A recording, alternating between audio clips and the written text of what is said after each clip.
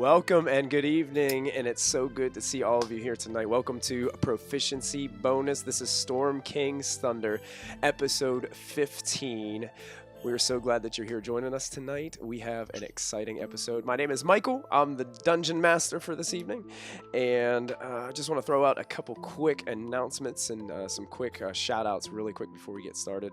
I want to shoot out a special thanks to Team MZ for all of their support. If you get a chance, check them out on Twitter. That's Team MZ with 4 M's, so make sure you go check those out.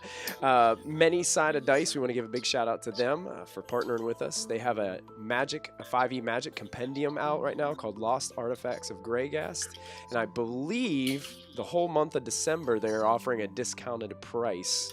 So make sure you go check out Many-Sided Dice, their magic compendium Lost Artifacts of Greygast. Also want to throw out a shout out to Nightshade Creations for coming on and partnering with us. We are going to have a link that's going to pop up in our Twitch chat several times tonight. Actually, anybody can type it in if you want to type in !Nightshade. !Nightshade in the Twitch chat. It will come up with a link to where you can go to a special Kickstarter that they're running right now for a new dice tower they have created called the Contender. It looks like it's one of those ones that you can kind of break down, and it kind of goes into like a carrying case and things like that. So it looks like it's going to be really awesome, and it's a really easy way to get involved with what they're doing and support them. So we would love for you to go check that out and get yourself a really cool dice tower. Other than that, I think I just want to throw out another couple quick shout-outs. First of all, I want to throw out a big shout-out to Jeb Gavalia for not only following us, but subscribing to us this month. So thank you, Jeb. Also, Kiner2205, thanks for the follow. And another big shout-out to I'm a Bit Upset for following. That is such a cool name. Renaissance Tinker Dork. Thank you for following. And RJ Knowles Gamer. Thank you guys so much for coming on board and following us and joining us on this wonderful adventure through Dungeons & Dragons 5th edition, Storm King's Thunder. I'm going to take you guys over to the cast so you can say hi to everybody. We're going to get you guys going. Say hello, everybody. You guys are now on air. Hello. We've got Matthew, who plays Molfin. We've got JJ, who plays Mobi in this campaign. MG, playing Lachlan. Zos, who plays Diana. And Christy, who plays Kallista. So welcome to our adventure tonight. A quick recap from last week. Our adventurers, after solving some issues at Nightstone early on in the campaign, climbed aboard a cloud giant's tower. A cloud giant by the name of Zephyros, who is kind of an interesting individual, but has been very helpful to the characters and is transporting them currently to Bryn Shander, which is way in the north. These appear to be air cultists, evil air cultists, came to visit one day, and our adventurers were able to kind of trick them into leaving, and Molfin was able to acquire something from them. 2 things. Unfortunately, the cultists found out that they were duped and weren't very happy about what had happened, and they returned that night to try to wreak havoc and get back what they had lost. And that was what happened last week. We had a couple of our adventurers go down unconscious as the cultists unleashed an invisible stalker upon the group. But Diana, with her quick thinking, was able to cast fairy fire upon the creature, illuminating it, allowing everybody to see exactly what was tormenting them. That was super clutch. So clutch. That was good. Kallista was so proud. So thanks to that, the cultists were easily defeated. Some of them tried to escape, but were unable to do so. One of the Griffons up in the area had fallen to the cultists, but it seems as if everyone else is still okay.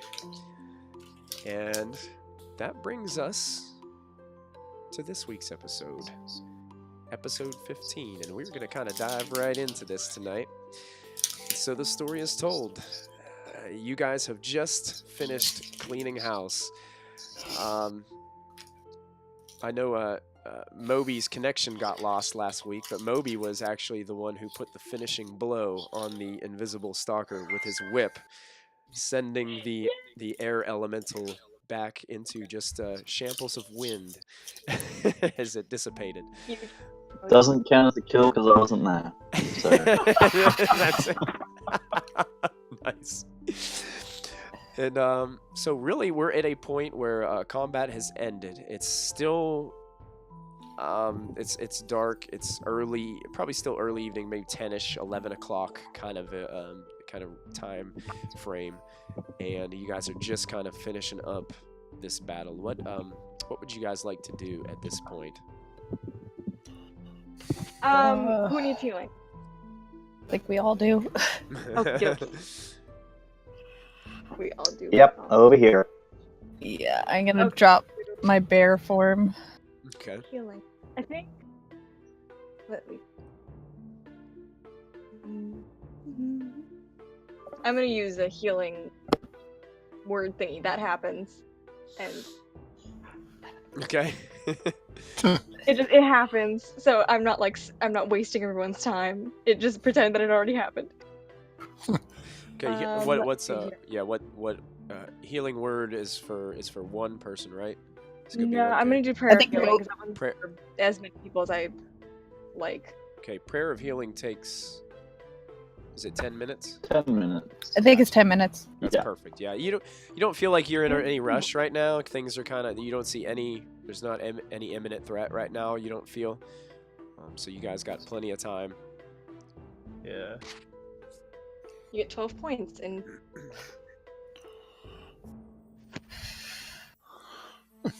Are all these masks intact? Go ahead and make an investigation check, Lachlan. Sure.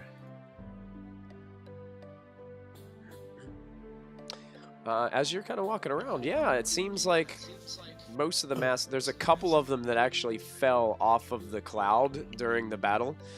So a couple of them are missing. There's still one that has a head still inside of it, thanks to Kallista's bear claws. So you'd have to kind of go, pop that and toss it over the cloud. Yeah. Can I check the leader's body? Sure, absolutely. Go. You can go ahead and make an investigation check as well, Kallista. He's somewhere over here after being dropped. Yeah, I deleted them all. It was getting kind of crowded out there. I'll delete that spiritual weapon. Who was what? I don't even know. Never mind. Okay. Oh, can I? Well, actually, no. I'm good. You good? Okay. Well, I get ideas. So if you think of it, just let me know whenever you think of what you want to do. Kallista, as you're investigating the leader's body, he has an arrow sticking right out from between his eyes from Lachlan's well-placed shot. You're getting kind of used to that. Yep. You see that the bag that he was holding is laying nearby next to him. It has an interesting face it almost kind of looks like it's painted onto the bag. And the bag's over in the group. Oh, somebody grabbed the bag? Yeah, remember last week I was trying to get the invisible guy to jump into it? That's right. Or is this a different bag? Yep, actually, Kallista, you do see that there is something that it appears is lying on the ground near the kind of like the leader, and you think it possibly had fallen out of the bag during the scuffle. Mm-hmm. And you approach it, and it looks like a brown cloak that has it looks like a dark blue stain all over the back of it. It almost looks like splattered paint on the cloak. Okay, I'll take that. Okay. It's kind of funny because as you pick it up, it kind of almost blows the hood right off of your face. It's almost like there's a gentle breeze coming from the cloak itself. Let's see. What spells do I have?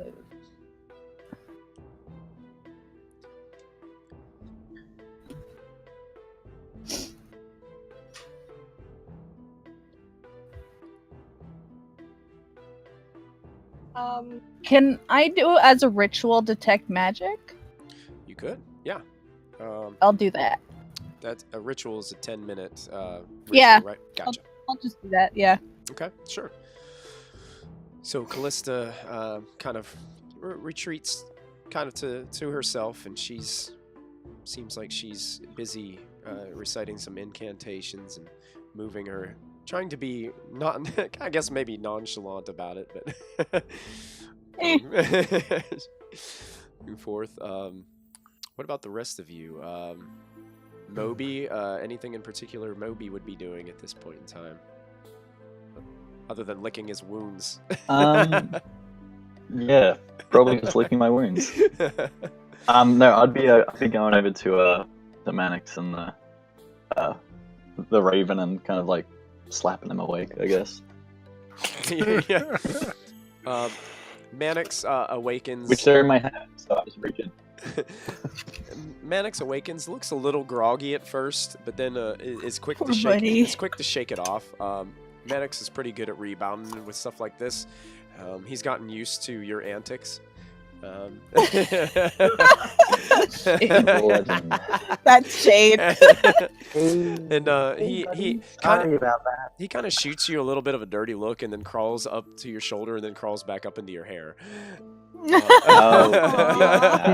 guy. Come on. You think he Come might on. just need a little bit of time to get over it a little bit, you know? Got a little dejected with the Jesus, Raven. that is so touchy. Jeez. The Raven kind of looks Cute. at you, kind of groggy, kind of shaking its head back and forth, and kind of looks at you. Mobi, do you blame him?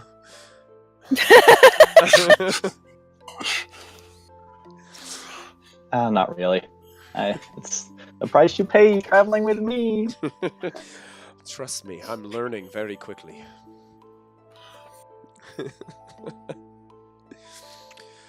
So what Hey, happened? you just be quiet or you'll be put to sleep again. Ooh. Okay. What happened while I was asleep? Oh, people fell. Things happen. Not much to say. Well, it must have been their time. Whatever that means. Lachlan, what would you be doing during this time as Mobi is communicating with his Raven friend? Starting to clean up the crime scene a little bit, Yeah. making sure that these bodies have been sufficiently relieved of their possessions, and start kind of stacking Get the your bodies, arrows back. dispose of Yeah. them. Yeah, there was a couple arrows. There was one that you fired off that went sailing off, so I know that was one that you couldn't get back. Yeah. So I would say how many shots did you take? I don't even remember. Okay. It's a few. I'm pretty good with arrows, so I wouldn't be focusing on arrows as much as making sure that we clean these guys' pockets. Gotcha. Let me. You already did your investigation check, and it was a pretty good one. So, basically, as you're going around and you're kind of picking pockets, and each of them has 5 gold pieces on them. So, as you're kind of like moving around, you kind of. I think there was 8 of them total. So each of them had 5 gold. If you want to split that up with the rest of your party mates, you can. Of course. Or you can Yeah. do a Or Lachlan not. thing and pocket them all, as you're going through.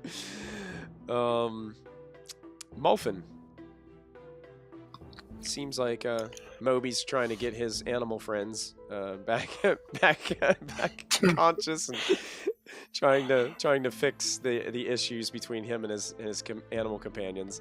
Lachlan is busy popping heads out of bird helms and taking money.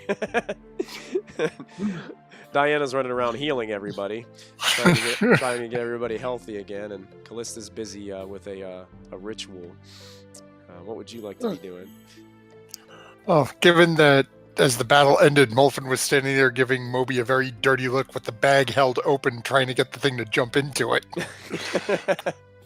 Just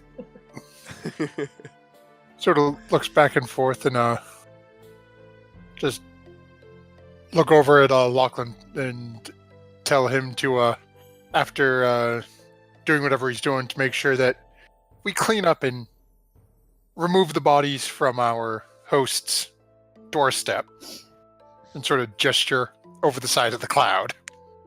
Yeah, burial in air, right? Ariel. Have you ever heard of Penny off a skyscraper? It's Yeah, not a body of a cloud. Yeah, let's hope we don't drop it on people.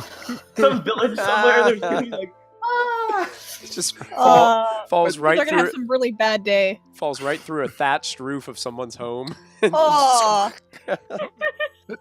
Right onto a cow. There you go. There you go.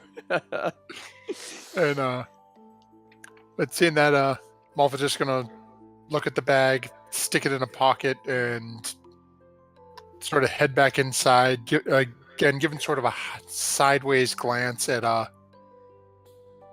Mobi, just sort of irritated, and eventually, once he finds his way into a little spot inside, pull the bag back out and start to cast Identify as a ritual spell. Okay. To see what sort of invisible people he can make pop out of the bag. Awesome. Yeah, you can definitely do that. It's part of the meteor spell now. Yeah, it's dead bodies fallen from the cloud tower. They're done throwing. Just a necromancy twist on it. There you go. They're done dropping rocks from the towers. They're just gonna hurl dead bodies. That's it. I have a question. Do we know that the bird and Mobi can talk to one another? Do we know, or do we just think that Mobi is crazy talking to a bird that doesn't talk back? Go ahead and make an insight check. A lot of. Okay, knowing my rules on those. Insight is intelligence based, isn't it, or is it wisdom based? Wisdom. I think Kallista has an idea, but she hasn't said anything. Go ahead, 'cause go I ahead, didn't make an check insight. before. I like to roll when these questions come up. Makes more sense to Okay. roll. Insight. You have a feeling he's completely crazy. Did I roll low? Oh my god! I have a bonus 7 in this. Oh my god. You're not sure if he has an invisible friend. You're not sure if he's having some kind of post-traumatic stress kind of issues. You're not really sure what's going on, but you have noticed that Mobi has really changed significantly since the first time that you've met him, and it's rapidly declining.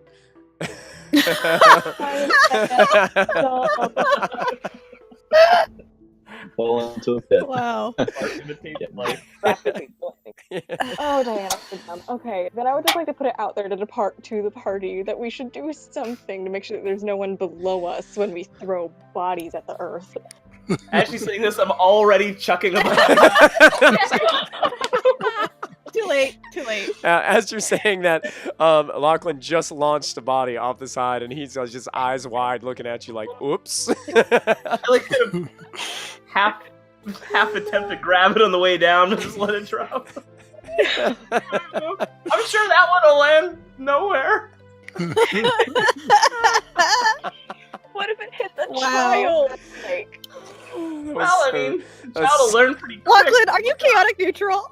It's so good.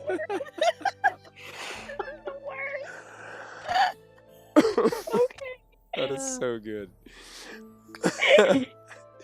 Is there like, oh no. There's nothing I can do. I don't have these kinds of spells. Okay. In Xanathar's guide, it says that if something falls, the natural gravity it falls about 500 feet in a turn. So in 6 seconds, it falls about 500 feet. So it's probably out of range of any of your spells by now. If you guys wanted to, I now know the fireball spell. We can just get them in a pile and I can cremate them.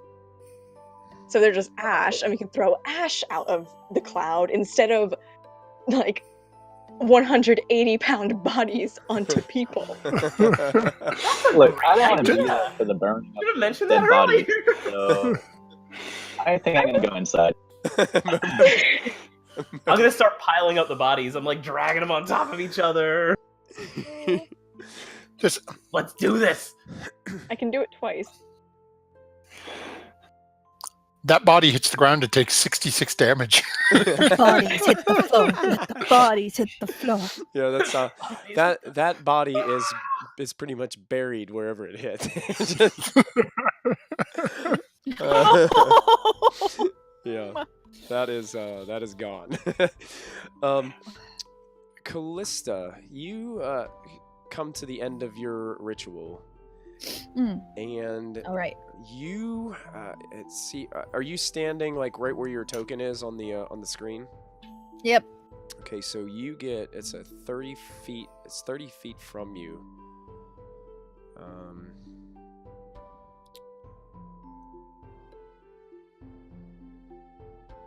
Where is Molfin? I am way up in the corner. Way up in the corner. There you are. Okay. Behind the suit of armor. Kallista, you get an intense amount of arcane magical presence coming from this cloak that you picked up. Not only that, but these glowing sconces that are within your range that are in the first floor of the tower. You have a kind of it's a lighter arcane like sense, ping. but yeah, it's kind of like if you had like magic radar, it'd be like going off in all those different places. Even though it's well out of your range of detect magic, I would say you would even get a hint of the navigation orb on the second floor, because the magic energy on that is actually very strong.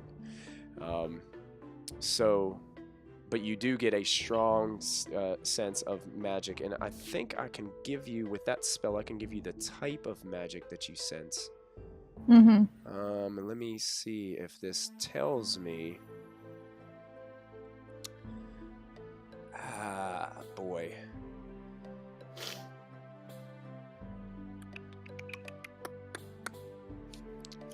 This is probably stating the obvious to all of you, but I guess the best thing would be like I don't know what type of magic would be like an elemental type magic, Matthew? Elemental. Just Primordial. Primordial. Elemental. Yeah. Isn't that like evocation or something? Evocation. You think that would probably fit under the evocation? Right. Potentially, its evocation is more of a targeted magic. Right. I'm pretty sure it's just elemental would be a baseline, wouldn't it? Yeah, elemental. Given and I'll be honest, this may be a little metagamey, but I'll say it is out of character at everyone. Yeah. It may be considered abjuration, where it's clothing. Yeah, it could be. Yeah, I like that. Yeah. So you're getting kind of a sense of just that elemental abjuration kind of magic coming from it. That spell, I don't think it necessarily tells you. No, it doesn't identify. It doesn't identify, but you can. I don't think. You sense the presence and locations. Yeah. Of the magic in that 30-foot radius. And the school of magic, if any. Gotcha. Yeah. Yep. There you go. Yep. Got it. Okay, I'll try to attune to it then. Okay. And see if I can get more info out of doing that. Okay. So you're basically just kind of going to spend a short rest, so 30 minutes to an hour, just kind of just checking this I'm not thing sleeping out. anyway, so yeah. Just looking to see what it does. Molfin, you finish up your identify ritual, on this interesting bag, and you find out that this is a bag of holding, which Bag of You're so disappointed. I wanted a bag of invisible assassins. We need a bag of holding. he's like stupid best item magic in the game. Stupid magic item. How more useful would a bag that could pop out an invisible assailant be? We could send it in somewhere. None of us would have to be in any risk whatsoever. We could also just throw the invisible Molfin, you talking to yourself over there? So Yes, I you picked up okay? your nasty habits. Bag of holding. so your bag your bag of holding, it just basically it can hold up to 500 pounds, not exceeding a volume of 64 cubic feet. The bag weighs 15 pounds regardless of what you have in it. If the bag is overloaded, pierced, or torn, it ruptures and is destroyed, and its contents are scattered in the astral plane. Ooh, that would suck. Wow. No one disintegrate that thing. Mobi, could I put you somewhere, please? And you're and God damn it, Diana. and looking at this stuff too, you see you know too that you can do some strange things with this bag. You can, if the bag is turned inside out, the contents spill forth unharmed, and the bag must be put right. It must be put right where be used again. Breathing creatures inside the bag can survive up to a number of minutes equal to 10 divided by the number of creatures. So after that time, they begin to suffocate inside the bag. Yeah, air elemental would be fine, I think. So yeah, there's some interesting elements, but the cool thing about the bag is, you can keep on loading it full of stuff and carry up to 500 pounds, and it only take 15 pounds of your carrying capacity. As Molfin figures that out, just for turns it inside out. Anything fall out? No, nothing does. Turns it right side in. You're kind of, after doing that, you're kind of on the assumption that the cultists were just using it to transport their secret weapon that they brought. We're still hoping there was aboard the another tower. weapon in there. That was kind of like their just in case things got really bad. Things got really bad. You should always carry more than one. Nice.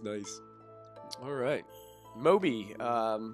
You kind of come back inside. Anything in particular that Mobi would be doing here? Still kind of late at night. You guys were just about ready to go to sleep when all this stuff happened. Whew. Just sitting down against the wall, just taking a breather. Gotcha. Wow. Whew. That was something. All right. So Lachlan, you finished up kind of picking everybody's pockets and And stacking the bodies. stacking the bodies after you threw the one over the cloud.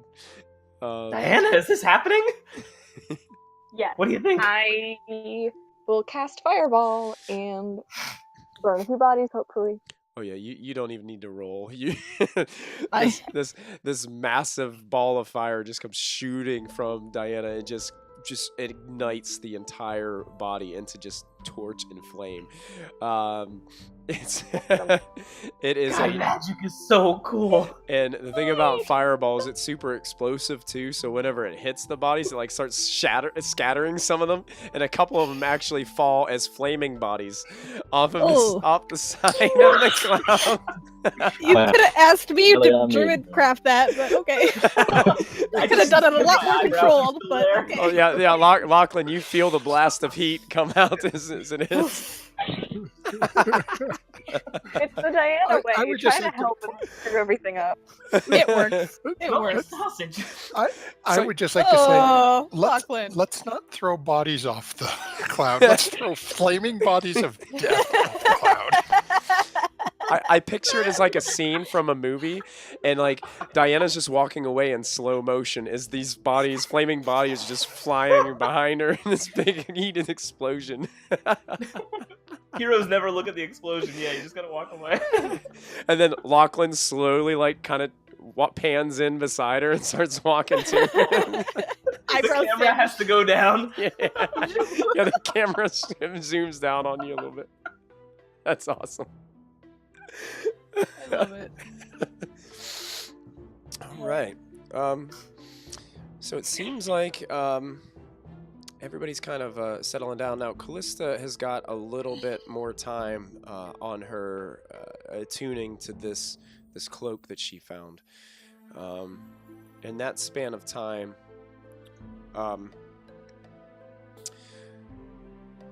you guys see those familiar feet start to lower themselves down from the second floor as Zephyros makes his way down.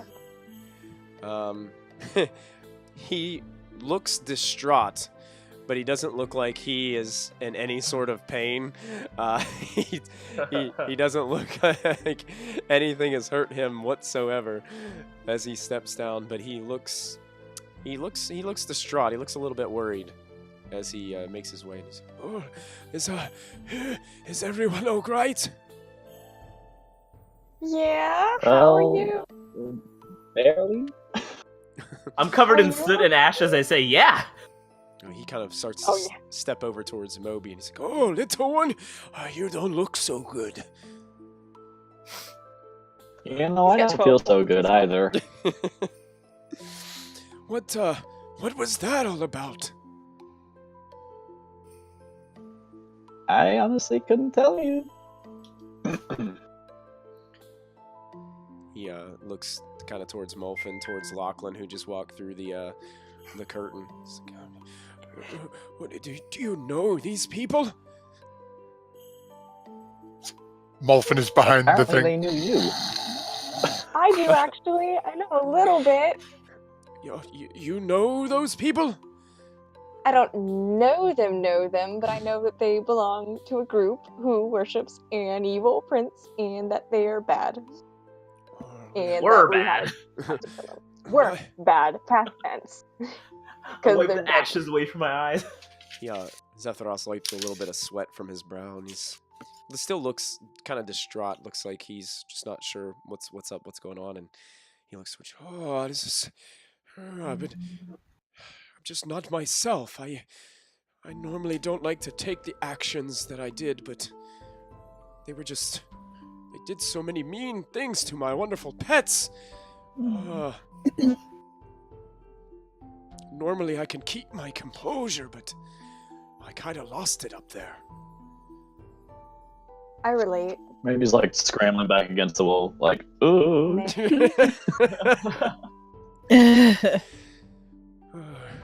Unfortunately, one of my precious Griffons is no longer with us. Has it been a minute? Because Yeah, I can fix yeah. that. Callista's I know, that was Kallista and a little tiny bit. Molfin were doing rituals for 10 minutes. Yeah, it's been, No, I know. Yeah, it's been past It was a minute. tiny bit of a joke. Never mind. Yeah. In a minute, you have until revivify. Good joke. So I just hate to take a life if I don't have to. We had to. They were evil. Pretty bad. Pretty not good. I nudge Mobi. You get along with this guy. Yeah, if he wasn't like 15 foot tall and insanely scary.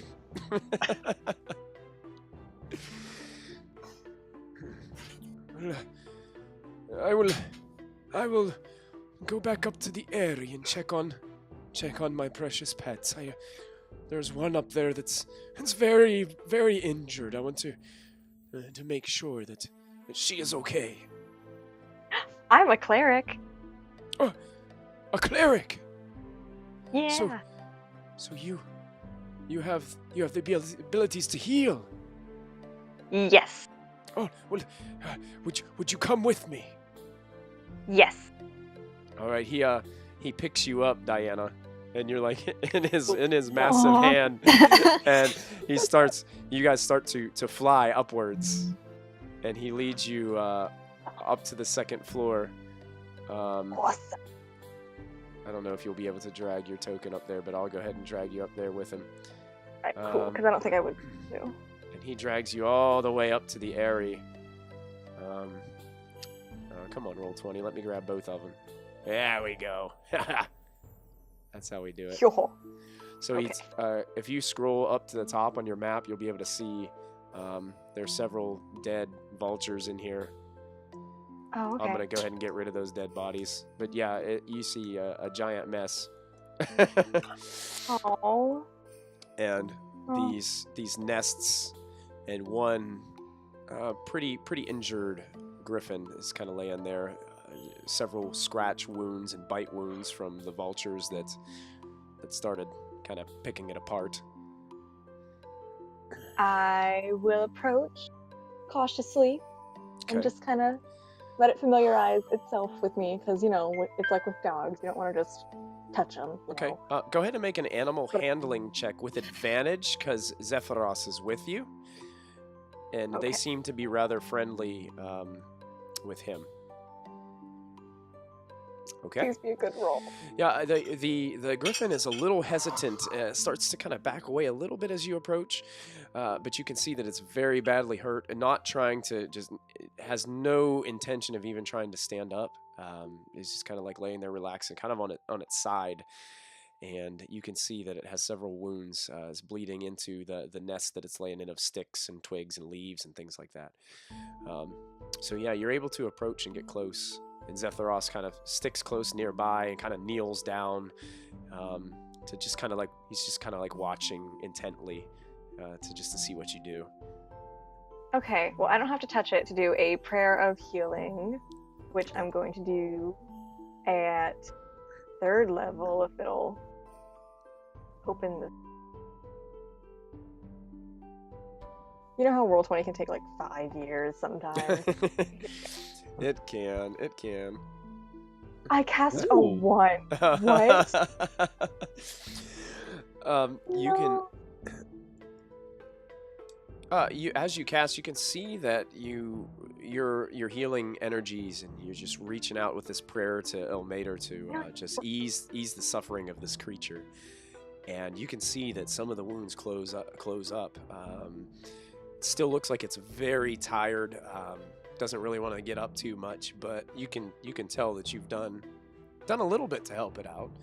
And Okay. Zephyros himself starts kind of like, he has it's just kind of pieces of his cloak that he's kind of just tearing off and kind of wrapping around some of the other wounds of the bird. And he kind of, or the creature, and he looks at you and he's like, "Oh, thank you so much.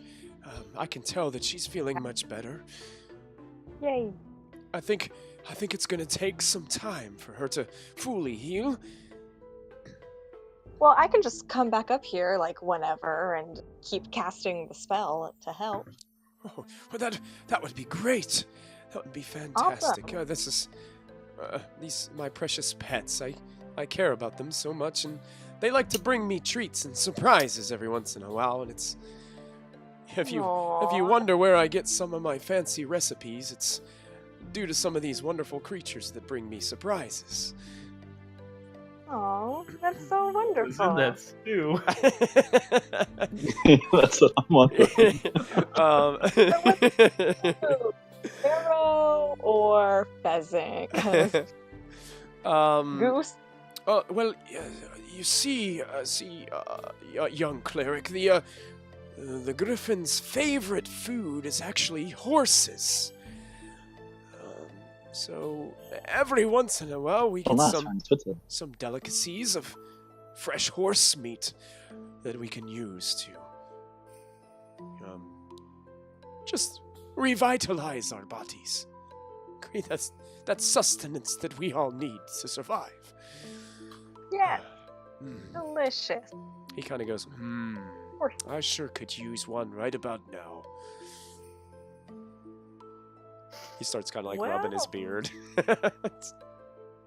Yeah, that griffin is grounded, so that's probably not happening.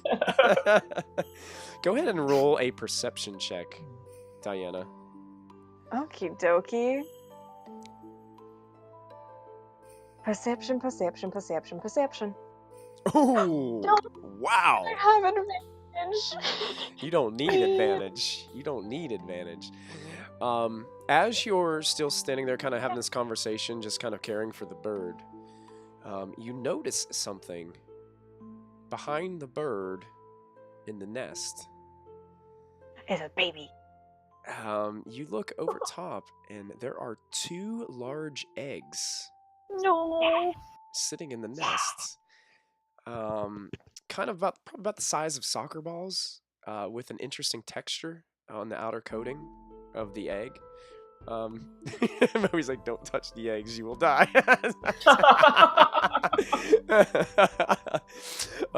But as you notice that, Zephyros kind of looks at you and kind of like looks where you are.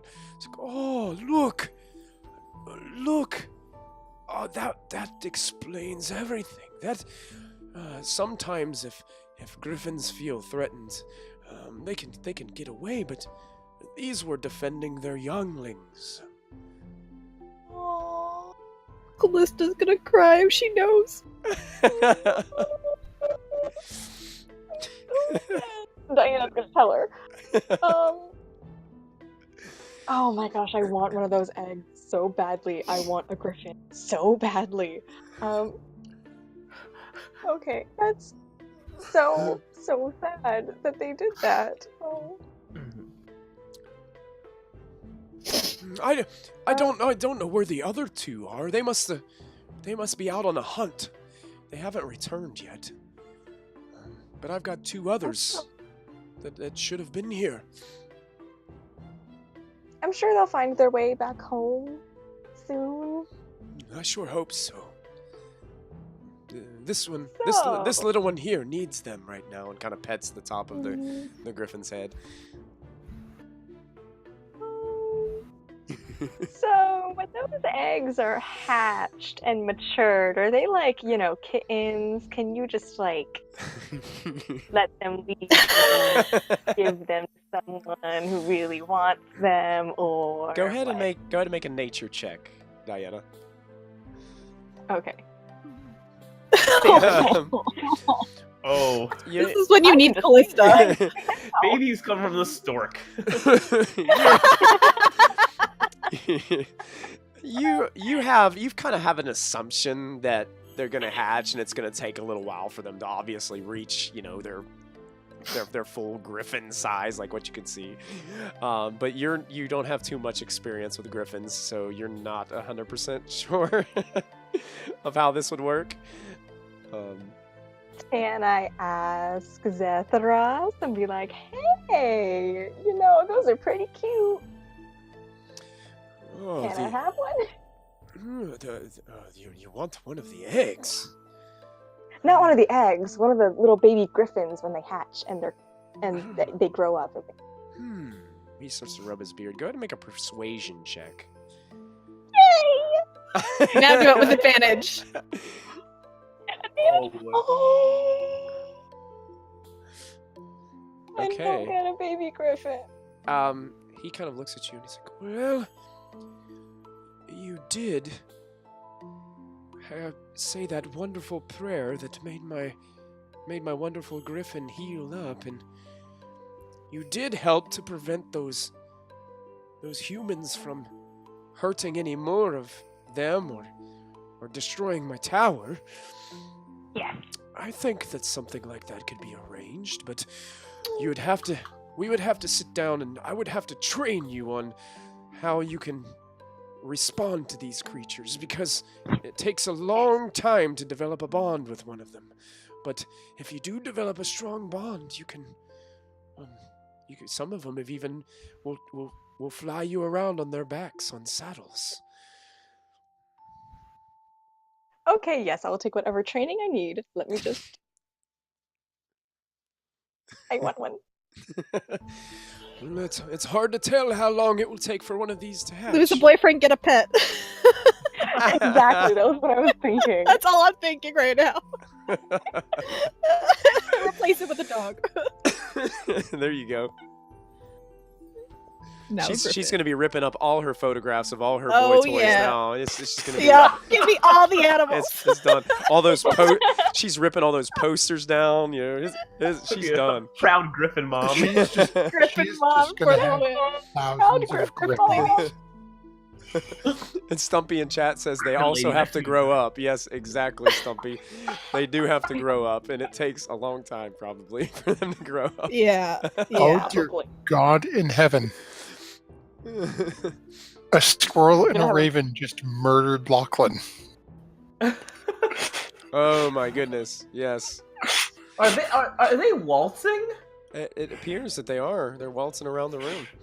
Interesting. The raven's facing Maddox and Uh-oh, guys. Oh, there we go. You guys still hear me?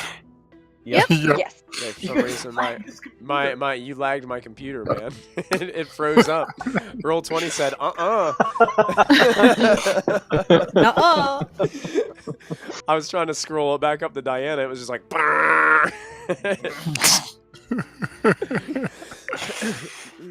all right. So Diana seems like convinced Zephyros that when these hatch, that she might be able to get one of these Griffons as a gift. Oh my god! But he does seem a little worried about it because he's not sure how the Griffons are going to respond. So, you know, there's kind of a little bit of hesitation there, but he really does appreciate that. You can tell that your passive insight just tells you that he really is appreciative of you and everything that you guys have done. And you're his new friends, so he's super excited about that. And while that's going on, I'm going to scroll back downstairs to the rest of the group. And Kallista, you finish this attunement as you're taking this rest, and you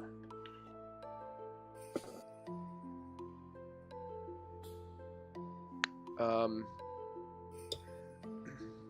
can't remember what the rules were with attunement. When do you automatically, since you're taking a rest, do you automatically know what it does? I think that's what you do.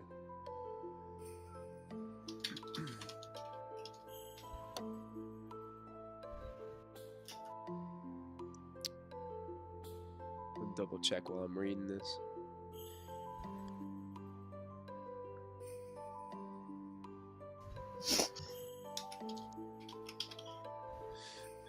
Matthew, if you attune like without identifying, it's kind of like identifying, right? Like if you're using your short rest to kind of attune to it. I think so. I'm actually just trying to pull it up myself because I can't remember. I couldn't remember either, but I think you can. Let's see here. While you're waiting, check out the Kickstarter for Nightshade Creations. Absolutely, yes. Please do so. Get that funded. Get it up to 100% because it looks sweet, and I really want it to. And they have a video on that Kickstarter that you can watch. If you click that link, you can check out the video. Yeah, and then like pack it up and like get it going. It looks so cool. You can store your dice in it as well. 2 sets, I believe. Oh, that's awesome. So it looks crazy. All right, Kallista. Okay, it looks like you gain it. It says you take a short rest to bond before the magic properties can be used. Yeah, it really isn't clear, to be honest, so I guess I'll say DM's choice. Yeah, I'll go ahead. What you discover about this cloak, Kallista, is a it's a pretty cool item. It's actually called the Billowing Cloak of Father Wind. And while you're attuned, and if you're wearing this cloak, it imposes disadvantage on any non-magical ranged attacks against you. An immediate few feet around you is this, just like this swiftly blowing silent wind. So within 5 feet of you, you have this, if you're wearing this, there's this breeze that's just kind of like billowing around you. It's silent, it doesn't make any noise, but it kind of just has this wind that billows around you. In addition, the wearer is bound to the winds to do their bidding, but through some risk to yourself. So every time the winds are called to do anything resulting in air pressure changes, pockets of vacuum, and seething psychic rage of elementals, it imposes exhaustion upon the wearer. So you can actually use your reaction wearing this, take 1 level of exhaustion to have the winds interrupt a creature's turn at any point and impose a shove on them. The winds are considered to have athletics bonus equal to the wearer's proficiency bonus and always advantaged. So wow. So a shove, I think, moves people 10 feet and could knock them prone. Right. But you would have to suffer a point of exhaustion to do that. Okay? And when making a melee attack, the wearer may also take 1 level of exhaustion to have the winds add force to speed the stroke.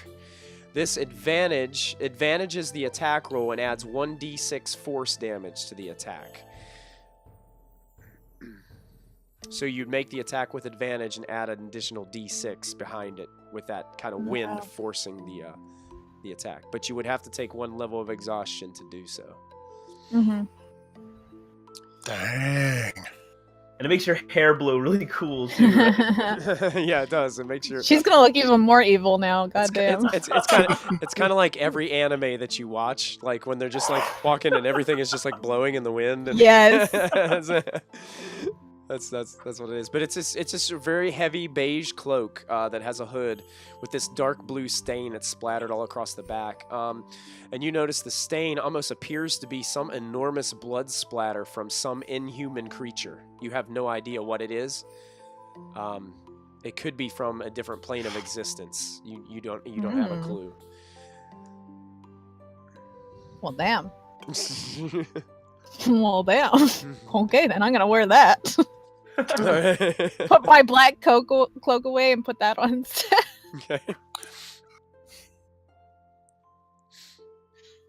So every time Kallista walks in the room from now on, it's just like a constant wind. Could you send me the info on that, Michael? I can. Can you close the windows?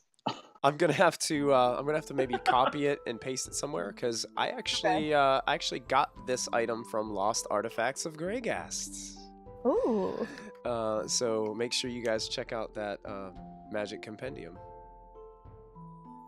Thanks, many-sided dice. You guys rock. It's a shiny. It's a shiny. It's a shiny. But I will. I'll get you that stuff. Maybe I can copy it and paste it over to you. It's Sure. It's got a kind of extensive, so I'm gonna have to figure out how to get it over to you. All right. So what about the rest of you? Molfin's out. He was done cursing his bag of holding, and now he's asleep. Mobi's filled up. He's asleep. Mobi's sprawled out asleep. How about Lachlan? After he got done walking back in from the exploding pile of bodies. Yep. Yeah, I just lean against the wall and start to doze off. Okay, excellent. Diana, eventually Zephyros brings you back down to your friends. Is there anything that you wanted to do or say before he kind of heads back up to his second story to get some rest himself? Just to say thank you to him, and that I had a puppy once when I was 8, so I'm pretty great keeping it respectful. And then I want go to Kallista and regale her with all of the Oh event. God. He looks at you and he's like, "Oh, I have no doubt in my mind that you would be a great caretaker for this wonderful creature." And he says, "I bid you a good night and get some rest." And he starts to fly back up to his second story, and his feet disappear into the top after flying 100 feet up. So Diana heads back over to Kallista. Kallista now with a brown cloak on that has some kind of blue design, sort of kind of got this blowing, willowing thing going on. With she's got the hood up, but the hood's kind of like moving around, and as you get closer, you can start to feel a little bit of a breeze. Wow. So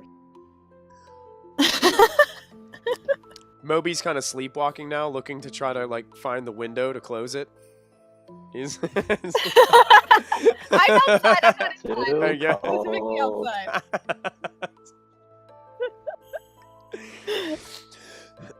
It's really only people that are like right next to you really can tell. Yeah. I mean, they can see it kind of like blowing a little bit of the cloak, but it's nothing drastic until they get kind of close and they can feel like this breeze.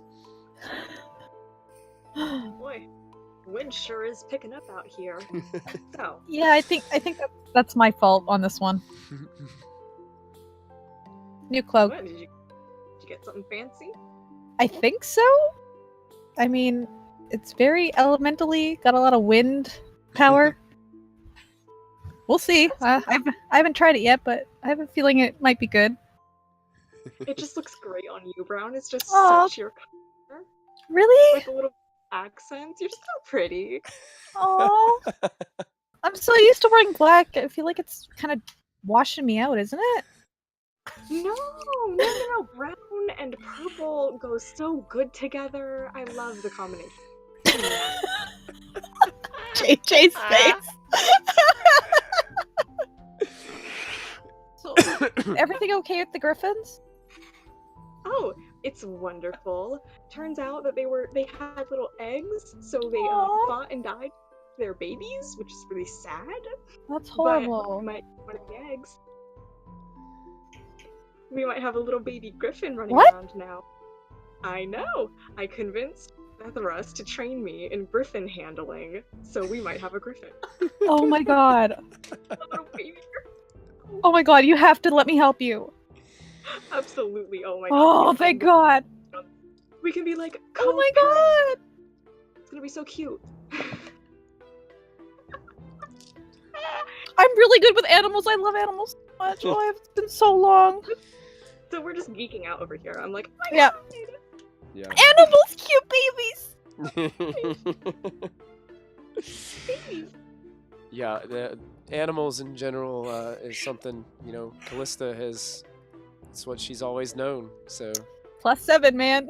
that's it. Animals before people. Yeah. All right. So as you guys are kind of having your geek out about animals moment, you can see that the magic sconces of magic flame in the room change to that deep blue color once again, as the lights start to go dim, creating this night light effect all throughout the.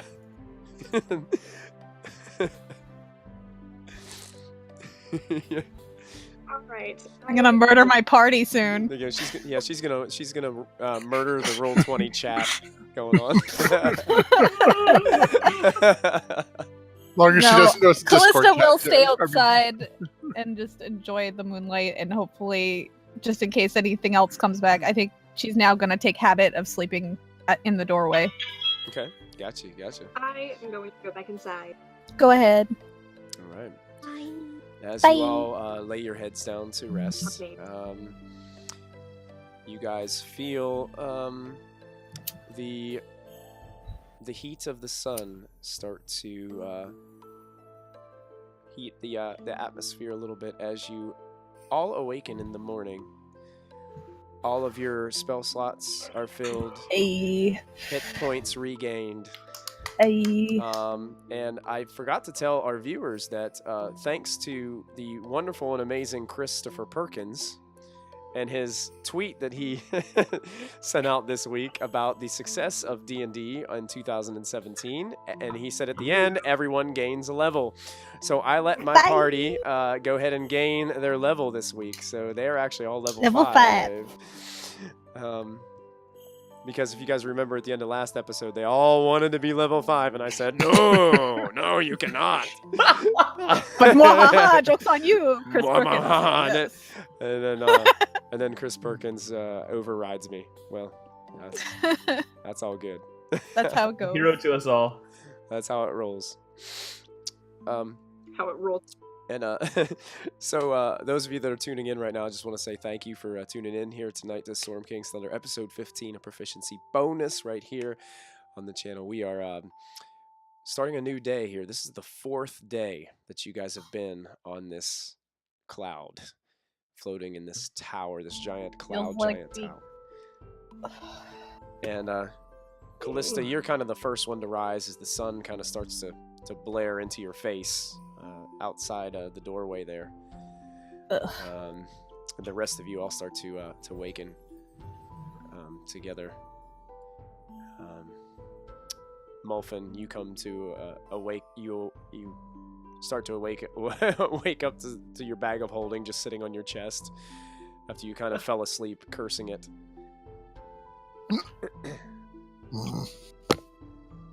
Yeah. Sort of look around the room, see what's going on.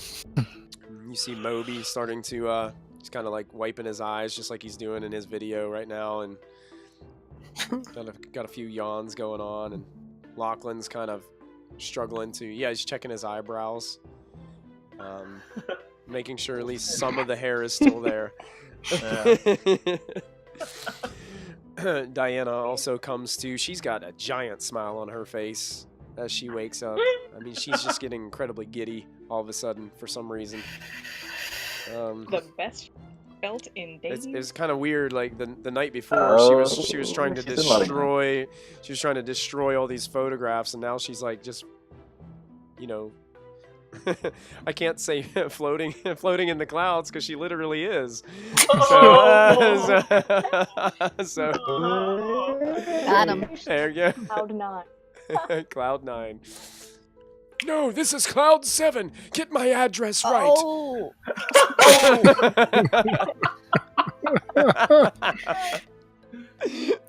7 in heaven. Molfin will just sort of shake his head and in his old crotchety insanity be like,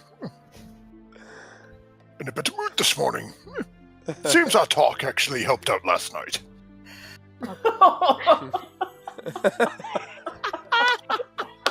No, I'm just rebounding. and then Wow. Wow. And then proceed to start looking for breakfast. Oh my goodness. Leave it to Molfin. Leave it to Molfin.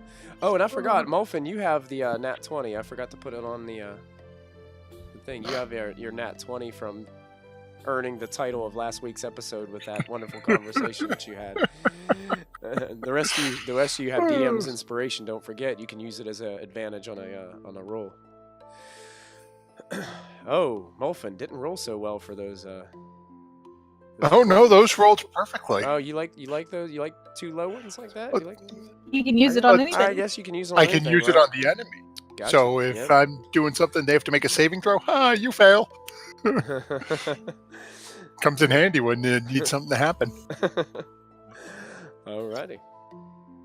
Especially when you're dealing with our ungrateful great-great-grandnephew who cost you an invisible assassin. Alright. You guys, here's some kind of rapid movements that you're not used to coming from the 2nd floor. It appears that your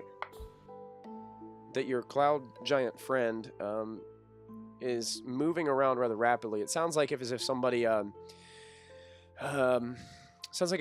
were to have slept through their alarm and then realized and realized they needed to be up really early. All of a sudden, they're getting up, and you can hear like books being taken off of shelves really quick, and like you can hear almost like, like kind of like the slamming of dresser drawers and things like that, and all like the scuttling of his sandals across the floor up there, and then you see him quickly descending towards you, down to the main chamber. And he has this really bright expression on his face. It's kind of it accentuates, it exaggerates his it exaggerates his wrinkles a little bit on his forehead as he comes down, and he kind of looks around. He's looking at all of you, and then looks towards Diana as his feet hit the floor. He's like, "Oh, you must come quickly.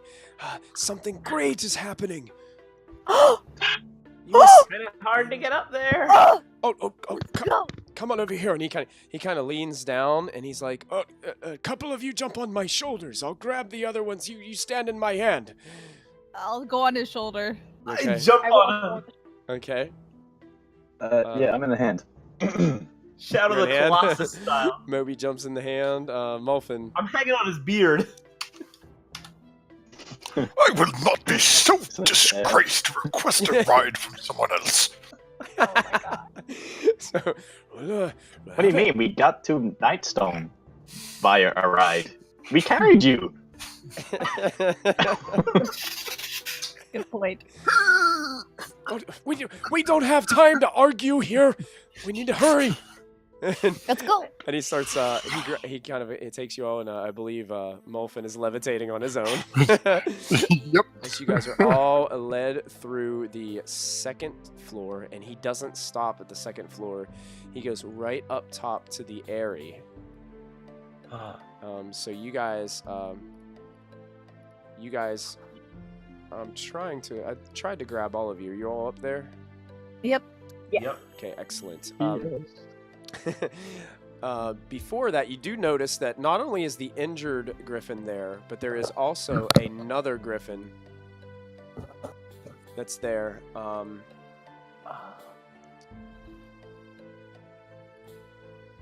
There we go. For some reason, not letting me. There we go. Got it. So there's another Griffin present. They all seem to be at peace, seeing Zephyros come up.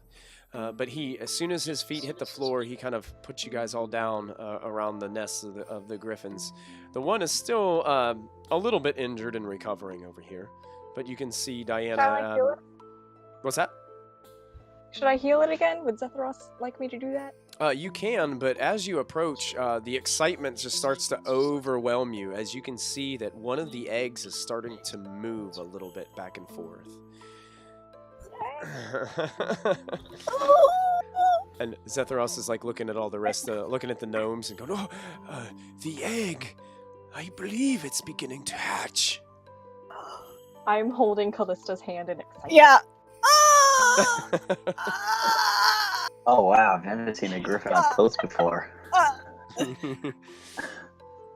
Yeah, the Griffins are all kind of like staring at all of you, kind of just looking back and forth. They don't seem to be threatened when Zephyros is around.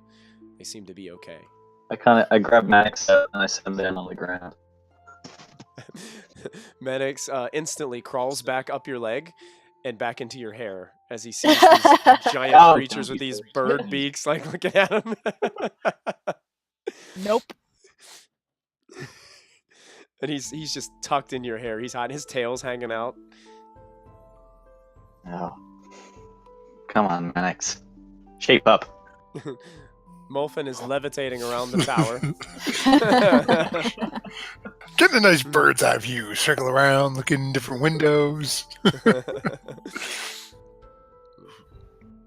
And you guys are kind of sitting there watching this egg kind of move. The one egg is moving pretty rapidly, and you see the other one actually is starting to move just the slightest bit as well. As they're nestled into this griffin's nest, they're kind of buried a little bit, so you can kind of see just the tops of the eggs as they kind of move. And Zephyros has a huge smile on his face, and he's just kind of looking down towards them and kind of petting the other griffins and just kind of caring for them. And then you start to see the first crack appear in one of the eggs, and a little bit of a bird's beak starts kind of poking out of the egg. And then you see, I'm not sure what a bald eagle looks like when it hatches. Bald. They're bald. They're completely bald, right? They don't have anything. So I used to have birds. That's disgusting when they're born. Yeah, they're pretty ugly looking, but they're still so cute. Yeah, it's probably not the prettiest sight as you start to see the shell kind of fall away. Imagine a bald eagle baby with a kitten behind.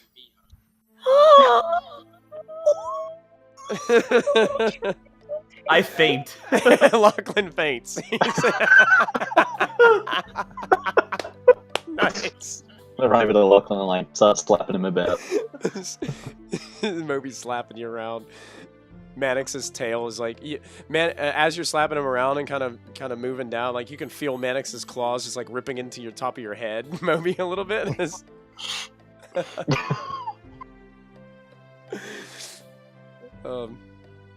And yeah, as it kind of appears, it looks like it's starting to kind of do that little do the kitten walk out of the out of the nest, and the other one, you can see the other one is starting to crack as well, and the shell starts to split on the other one. This first one that pops out seems to be pretty active, and starts to kind of immediately start moving around. It doesn't seem, it has more of like a kitten mentality as it's born rather than a bald eagle. It's not kind of just like sitting there doing nothing. It's kind of like moving around, kind of like playing around with parts of the nest, kind of like grabbing it with its beak and like playing around with some of the leaves and stuff and tearing them apart as it takes his beak to the twigs and things. And then the other one kind of pops out. It looks very similar, dark kind of like dark wet fur, on the tail end of the like kitten part as it kind of stumbles out. This one doesn't look near as excited as the first one. This one kind of like is like just kind of like looking around, like wondering where it is. It's kind of. Kallista, it's us, little Griffin baby. That's strange and revolting. You did not just. It's so disgusting. Don't be rude, Molfin. Diana slaps Molfin. Thank across you. the back of his head. Go ahead and make an attack roll. Okay. That'd be How I roll, it'd be your strength based attack, unarmed strike against Molfin. Okay. Just click strength on the. Okay. Yeah, if you the click sheet. strength on your sheet, it'll give you a strength based slap as she reaches. Rude. Yeah, you go to try to slap him, and Molfin just. How do you avoid it, Molfin? Just duck down a little bit. I'm tiny. She's not used to, little people. You misjudged his height. You misjudged his height, and he was just able to he just dipped down just a little bit, and you whiffed him completely. Is Lachlan awake at this point, or is he still half out of it? He's starting to come to, but he's really groggy. He may have a headache from hitting his head off of the blocks on the floor.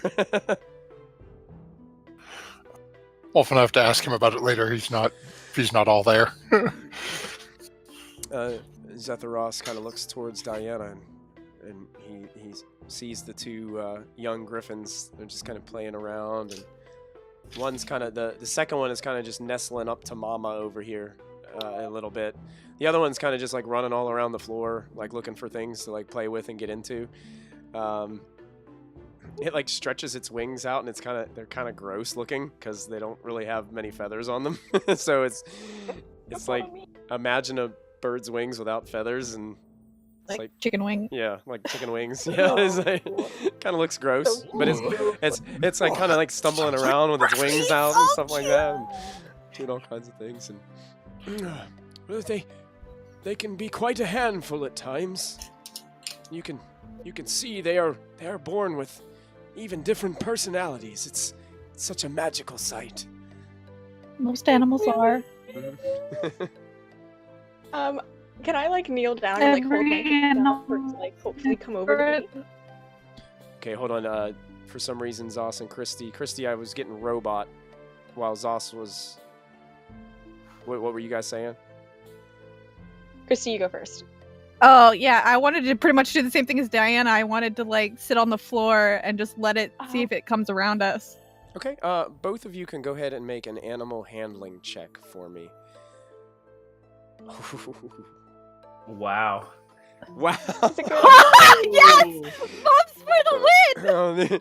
You guys are kind of sitting down and doing that thing where you're like, oh, come here, you know, like trying to, you just gently like kind of coax the thing to come near you. The one that's kind of nestled up to its mama doesn't really move. It's kind of like just looking at you guys. But the other one that's kind of running all around like starts to come up to you, and it starts to just get close to you and make little baby bird sounds as it approaches you, and these little squawks and squeals, and crawls kind of like near your hand and does like the little cat thing where it kind of nestles up a little bit to both of you. Seems to be responding to you pretty well. No, my heart.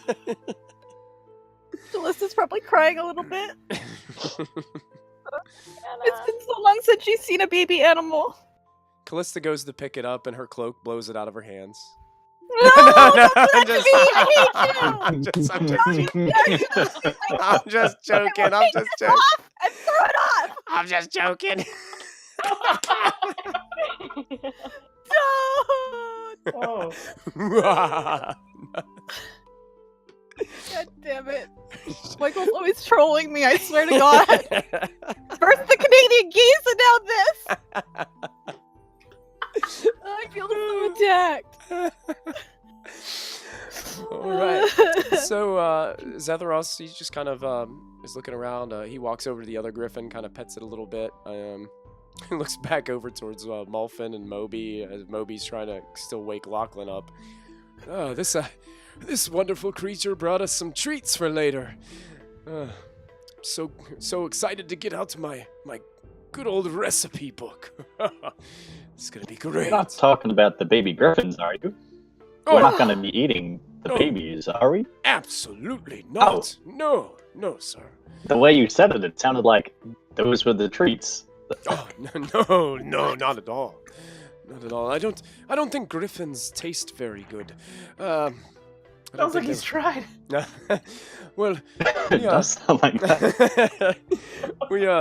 we will have some great delicacies later on. It would be enjoyable. You will like it, I promise. What delicacies are these exactly? We will see very soon. I see that, and at this point, I see that we have 8 viewers tuned in. Now is a good time for a good viewer decision, as we are at about 9:24. Viewers, what kind of delicacies would a griffin hunt and bring back to its master to use in a recipe or a meal that he would be preparing? This is gonna get real dark real quick. Yep. Could be some fear factor stuff going on at dinner tonight. Don't even. Come on, Stumpy. I'm counting on Stumpy to give us something good. Stumpy's rolling in displacer meat. Oh. I love it. That's Teleports right to your lower intestine. Yeah. I was sort of hoping for something darker. Stumpy, I'm a little disappointed. Viewers, go ahead and chime in with your decisions. We'll find out here in a little bit, probably after the break, as I give you guys a little bit of time to chime in on that viewer decision. But yeah, guys, anything you think that... What would a griffin hunt and bring back to the tower to share with its master? You guys can type in as many as you want in there in the Twitch chat, and we will... we will take a look and use those here in just a little while. And Zephyros kind of looks at you, Diana and Kallista. Oh, if you want to stay up here a little longer, and you just need to be very careful because these creatures will be very cautious around you, especially around their younglings.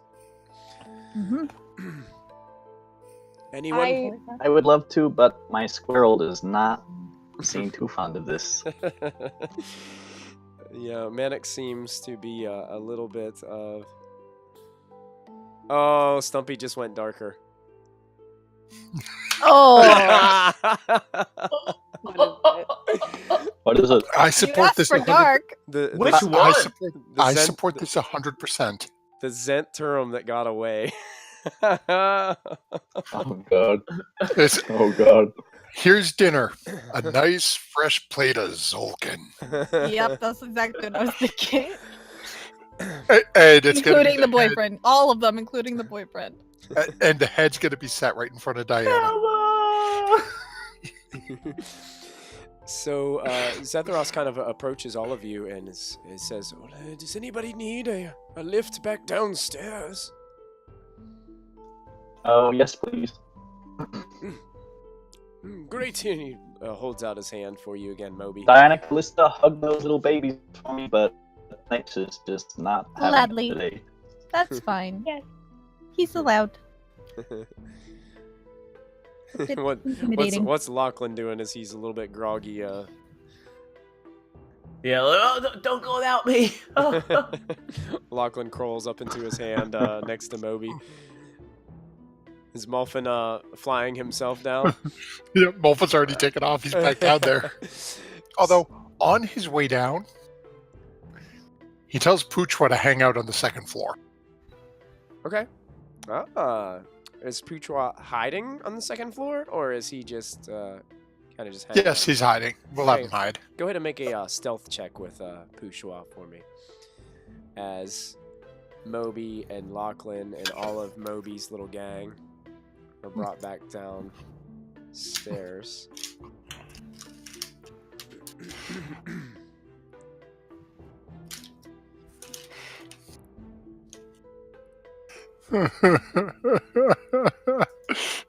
Oh, and apparently Kella is the appetizer for the Zentara meal.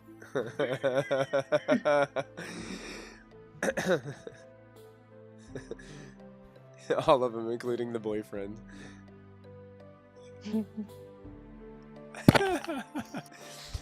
Stumpy says, "Sorry, Zos, you came at my zodiac sign." That I tweet. did. We had a Twitter debate on the Scorpios and how they're actually evil. Scorpio shade. So Zephyros gets back down to the first floor and kind of sets down Mobi and Lachlan down onto the floor. Molfin seems to be floating back down to the floor himself.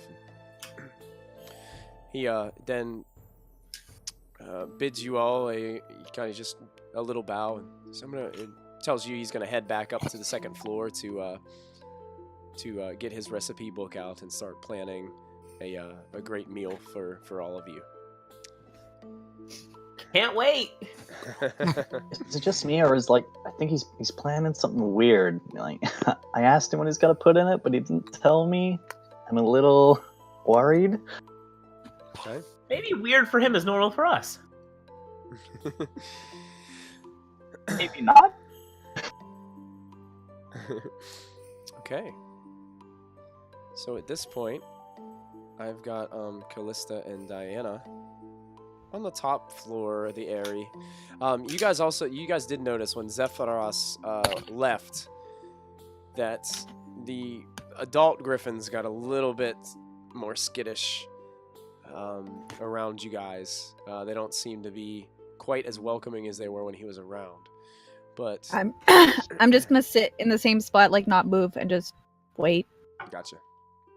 I don't need to touch the Griffin to do prayer of healing, so I'll just be like, "Hey girl, hey, I'm right here, but I'm just gonna take care of you right quick." Okay. And give her a prayer of healing at 3rd level. Okay. If it will load.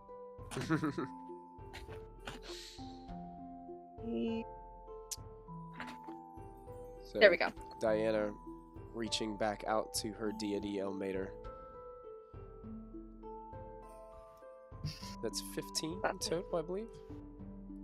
15 hit Yes. points. It was last time, I think. Oh, so actually, as you pray, you can start to see that a lot of the wounds are going away from this griffin, and it's definitely moving its limbs a lot better.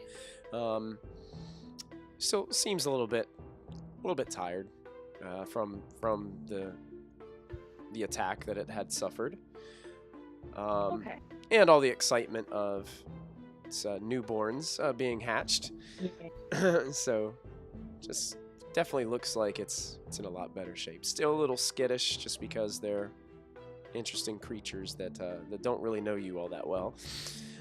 And I need for Mobi, Lachlan, and Molfin to go ahead and make perception checks for me, please.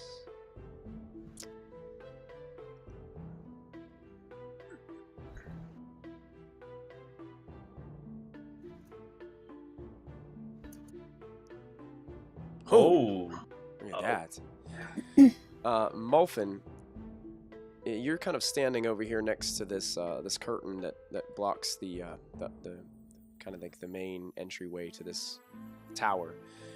You start to hear what sounds like a voice, a frantic voice, almost like speaking a mile a minute. You hear things like, "Oh, no, I think it's starting to go down. Oh, this stupid thing. I thought I fixed it. Yeah, what is going on? Oh, there's a cloud. Oh, no, it's a tower over there. Okay, I think I can steer it over there. Oh, yeah." That's what you start to hear. Goblins fly?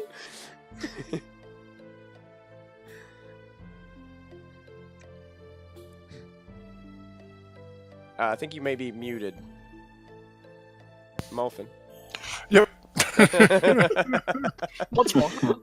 It looked like a really good conversation. I just couldn't hear it. Once you get to be my age, tend to have problems such as this. Mobi, Lachlan, I'm hearing some strange sounds from out here. Come along like good chaps and let's go see what's going on out here. Like what? Are you sure you're not just hearing anything? I don't hear anything. As Molfin's just walking away. We can't all talk to ourselves like you can. Come on, Mobi! Nice. So, Molfin. I guess I'll see what the old man wants. So, as you guys walk out of this entryway of the tower, you look up outside towards this voice that you all start to hear as you get closer. And you see... Oh, wow. You see in this distance, something is coming at the cloud at a pretty rapid pace. It looks like a hot air balloon that has this little bicycle hanging off the bottom of it. And you can see like little puffs of steam and smoke kind of billowing from the sides of this bicycle. And on the bicycle, you see that there's this small creature. And it has a kind of like a leather cap on with these like goggles. And it looks like a gnome. An old gnome. It has this kind of interesting long gray facial hair. A very large leather pack on his back. And all these like different contraptions hanging from his leathers that he's wearing. And you can hear him, and he's just frantically like just going crazy, and he sees you and he starts shouting out to you. And at that point, that's where we're going to take our break for the evening. What? Oh, shit. Keep this. We have an ally against the team too tall. We double their numbers now. We got pretty much a few people and take them on. So I just want to say thank you guys for tuning in. Thank you guys for hanging out with us tonight. We're having a blast here at episode 15 of Storm King's Thunder at Proficiency Bonus. We're going to go ahead and take a 3 to 5 minute break. We're going to go ahead and use the facilities, go ahead and get some drinks and snacks, and we will be right back with the second half of tonight's episode as this interesting gnome is approaching on an interesting contraption. So we will see what that's all about when we get back. So we'll be back in just a few minutes. Stick around. Bye.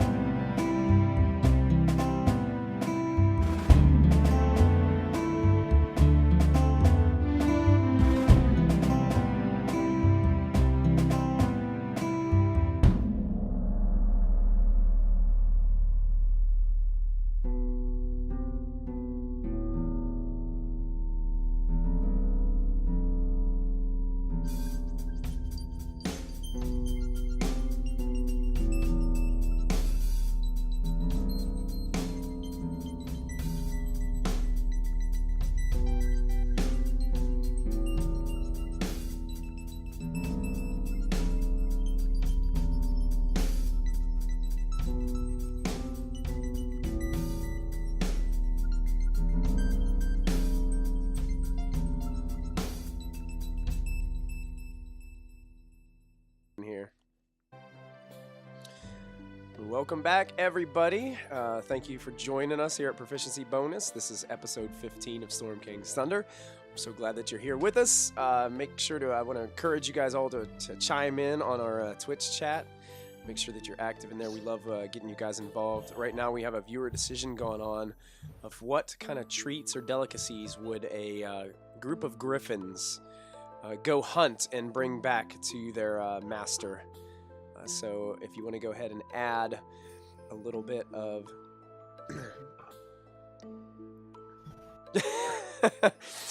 Michael has denied you your snazzy music for our wonderful show. Look at that. It's always good.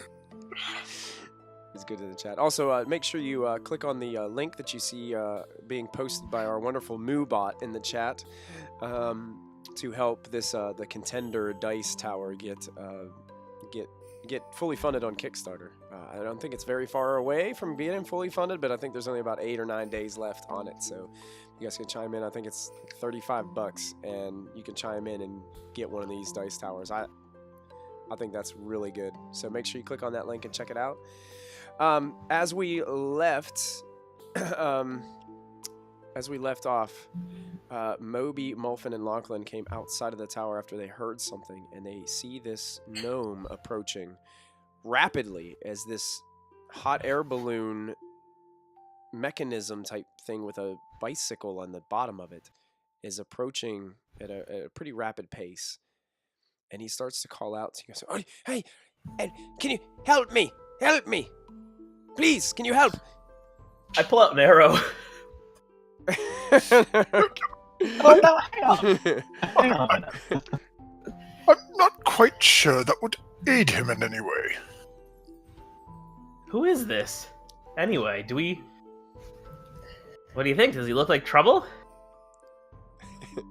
Steam and smoke is Looks like just a coming gnome. off of this bicycle, and he's trying to pedal. He's like steering it a little bit, and he's headed right towards you guys. And How far away is he? It's a weird contraption he's got. Couple 100 feet, if that. But it looks like he's losing control of this thing. And it's coming down. Molfin, can you do something? I believe so. Give me a second. I have to. I'm going to send Puchwa out to him. Okay. So And there's actually, let me just make sure I can do what I'm thinking here. Kallista and Diana, also you start to hear this shouting coming from outside as well, as you guys are enjoying. Can I look out spending one of the time. windows? Oh yeah, they're like wide open spaces up here. Yeah, you have no problem. As you look out the window, Kallista, you see the same thing. You see this oldish gnome individual riding on a bicycle that has a giant red balloon on top of it. And it looks like he's losing control of this thing, and it's coming down kind of fast. He's pedaling his heart out on this bicycle, and all this like steam and smoke is just like pouring out of all these like different contraptions that are attached to the bicycle. Mm-hmm. And he seems to be shouting out at your friends down below. How far away is he? He's still a few 100 feet out. Okay. Lachlan, how long is that rope you have? I've got about 50 feet of rope.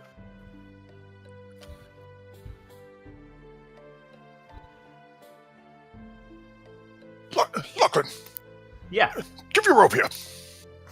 Reach into my pack, fish it out, start feeding it to Molfin. I'm going to hand one end of the rope to Puchwa, have him fly out 50 feet, Okay. holding the rope, and then start yelling at the strange person on the contraption. Listen here, we don't have a way to reach you. Get to the rope and we can pull you up. All right. You can see him kind of seeing the flying snake kind of holding this this rope. He's just like, okay, I'll try. And he's and he starts like steering this old rickety kind of bicycle looking thing, and he actually gets over there and he goes to reach out to grab the rope, and he reaches and he grabs it. And he gets a good grip on the rope, and he's kind of dangling there, but the starts to yank it down. Strength check. I'm pulling the whole thing up. I'm gonna assist him. Okay, go ahead and make your strength check with advantage. Me too. Roll it. Let's just succeed. I'll burn that nat 20. Oh, here it is. Oh. Nat 20. The nat 20 has been used as they are all these gnomes are out there pulling on this rope. Driving and you can see he's like, as he's getting closer to the bottom of the cloud, he's like, I don't, hey, you better get out of the way. I don't know if I can stop this thing. And and the thing comes to it lands on the hard cloud stuff outside and starts to like, you can hear the wheels like squeaking as they hit the ground and start kind of like wheeling away, and he's able to start to slow the thing down a little bit, and it comes to a halt, and he hops off of the smoking, just all the steam like kind of pouring off of this thing, and you see an individual that looks like, I'm gonna see if it'll allow me to show all of you this guy. Uh-oh. Let me go ahead and what I'm gonna do is I'm going to put it in all of your journals. So you should be able to see him. Oh. Okay.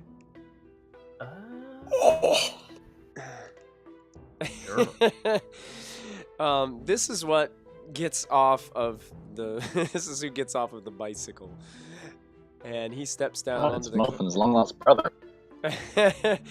And he starts just he looks around, and he's got these huge glasses on. He's got this, the leather hat kind of over top of his really like fluffy gray hair, and he's like, "Oh my God, I'm just so glad that you guys were here. Ah, my goodness!" And then he instantly just starts to look at the bike. He's like, "Oh, this stupid thing is always causing me problems. I told you, I fixed the hydro capacitor at least 60 times on this thing, and it always gives me the same problem every single time. I even lubricated it extra this time so it would actually get the right current and the right frequency that it would need to fly, and I can't." And he starts like pulling out all these like tools and things like that, and he looks he kind of puts his hand on his chin and like looks over at you guys kind of suspiciously at first, and then looks at Lachlan. Hey, you there? Do you think you could help me fix this? Yeah. Great. Come on over here. I look back at Molfin and Mobi as I walk over there, like, I don't know. He just like grabs you and like almost aggressively like pulls you over, and he throws a wrench in your hand, Lachlan, and he's like, right there. Start by loosening those couple of bolts right there. You got it right there. There's a couple. Okay, yeah, you do that, and he pats you on the shoulder and walks away. I just start loosening every bolt I can find. And he walks right over to Molfin and Mobi, and he's like, "Oh, I am simply famished. Is there anything to eat around here?" Mobi's gonna speak in gnomish because he can, I guess. Okay, gotcha. And he's just gonna be like, well, like there was a big broth inside before. I don't have anything on me at the moment, but I'm sure, you know, there might be something inside. He's speaking in gnomish back at you. He's like, what are you all doing up here anyway? What are you doing up here? What is that thing? I've never seen anything like it. Oh, that's that's a new device that I'm working on. I'm trying to combine some things that I've invented, and it seems to be working out okay, but except for that stupid hydro capacitor, it just keeps on getting stuck.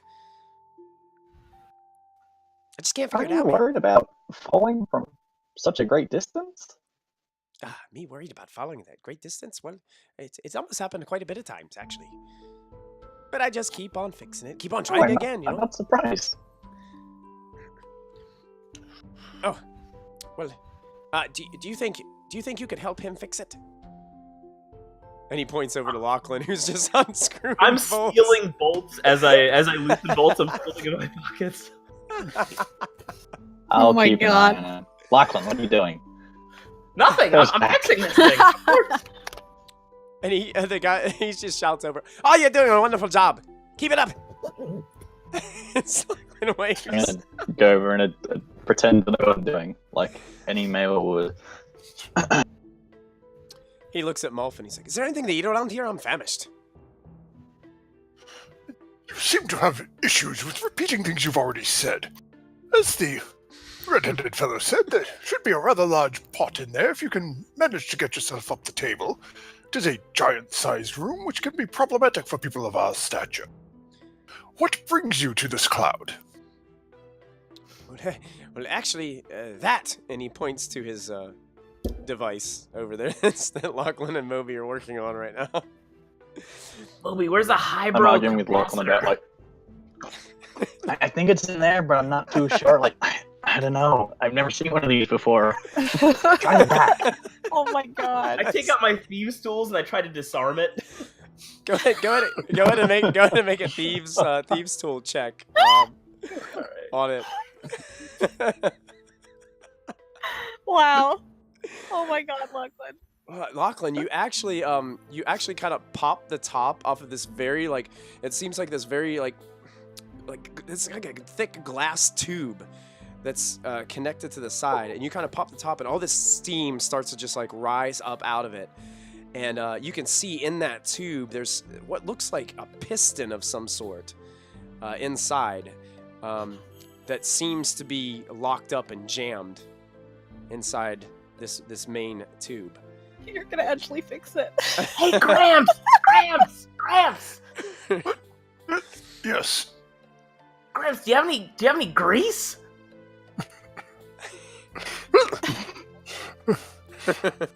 Oh god. Oh no. When the younglings ask, Oh no. one must deliver. So, Molfin will cast grease right on top of the two of them. Oh no. It's not becoming a violent rain. I was like, oh no. All of a sudden, Lachlan and Mobi are just covered in this greenish, darkish green grease as it just completely covers over top of them. It's all over the bicycle. It is everywhere within that 10-foot. I think it's a 10-foot radius. Is that right? Yes. Lachlan had to ask, Cube. didn't you? You had to ask. This is going great. We're doing a great job. As Molfin is chuckling to himself. Is that enough for you, Lachlan? The gnome looks at the gnome that's with you. Looks at you and looks like, "Well, I put some lubrication on it before, but I never put that much on it." Luckily, you found the experts. It'd never be said we weren't shy of lubrication here. It's gonna take a while to get that out of your hair. I'm gonna jump on the bike and start pedaling, seeing if the piston goes. Jumping on the bike and start pedaling. Okay, you start to pedal, Yeah. and the piston does start to move, but everything that was locked inside of it starts to, since the lid is still not on, it starts to shoot up, and the grease starts to squirt all over you as you start to pedal it. So you get even more grease shooting up into your face. And some of the bolts that Lachlan had took off beforehand start causing some of the gears to start grinding, and some of the these metal gears and different parts of it just start falling off onto the side of the cloud stuff. I really think we're making progress. Lachlan, grab that wrench. Put it under the wheel there and just, tighten that bolt. I think that's the problem. Just under the wheel there. As the gnome's watching this, he kind of gets closer to you, Molfin, and he's like, "I think we need to give them a little time. I suppose we can go find some food. Let's just go walk and talk for a while. What do you say?" Oh, certainly. After you, sir. Oh, fantastic. And he kind of puts his arm around you, Molfin, like you guys are old chums, and he's just starts walking beside and starts whistling a tune as you guys are walking. He's got dirt and grease all grimed in his wrinkles on his face. He takes his other hand and he kind of puts his goggles up kind of on his forehead as he's walking. Diana and Kallista, you seem to take more interest in what was going on outside. What would you guys What would you guys like to After seeing the grease, I would have just walked away. I'd be like, "Ugh, do? I don't need to worry right now. They've got this. Let's just go back and sit down with Diana. And Kallista, Yeah. you know Molfin well enough by now that Yeah, if Molfin, he's fine, if Molfin yeah. just wanted the grease to just appear on the ground, he could have, but he Yep. totally made it just appear right above both Yep. of their heads, so it would just I fall watched- right yep. down on. And I'd be like, Molfin's babysitting. I trust him. He's fine. That may be a mistake. How about you, Diana? Are you still hanging out with the Griffons? Oh, are you muted? Diana, this whole Oh, there you go. I'm like, who's a cute kitty? Who's a cute kitty? All right, Diana, go ahead and make an animal handling check for me. Yay! We're gonna call this I would like to part of a Like- skill challenge, as you are attempting to bond with the creature right off the bat. Yay. Did you say you're Can I use using your advantage? you use your Yes, inspiration? I said I used. All right, mark down somewhere on your sheet that you have 1 success. Can I get in on that too? Sure. Are you trying to woo the same one, or are you trying to woo the one that's kind of still nestled up? Yeah, I could go to the quiet one. Okay. This, since it has a different personality for this one, it's a little bit more timid. This will be made with Yeah. disadvantage. Okay. Now, you can use your DM's inspiration to make it a straight out roll if you'd like. Yeah, sure. Why not? Okay. Let's see how this goes. Oh, Kallista Wow, loves animals. It's in character. That is. Go ahead and write on your character sheet 2 successes Oh, crap. Oh. for rolling the natural 20 on your Wow. animal Yes, handling check. thank you. And Oh my god.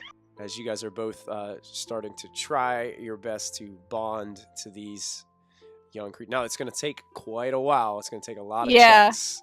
Yeah, that's Over normal. probably an extended period of time, but we'll keep going with this as we go. What I'm going to try to do is have you guys make one each day that you spend with the creature, and we'll see how things progress from there. All right.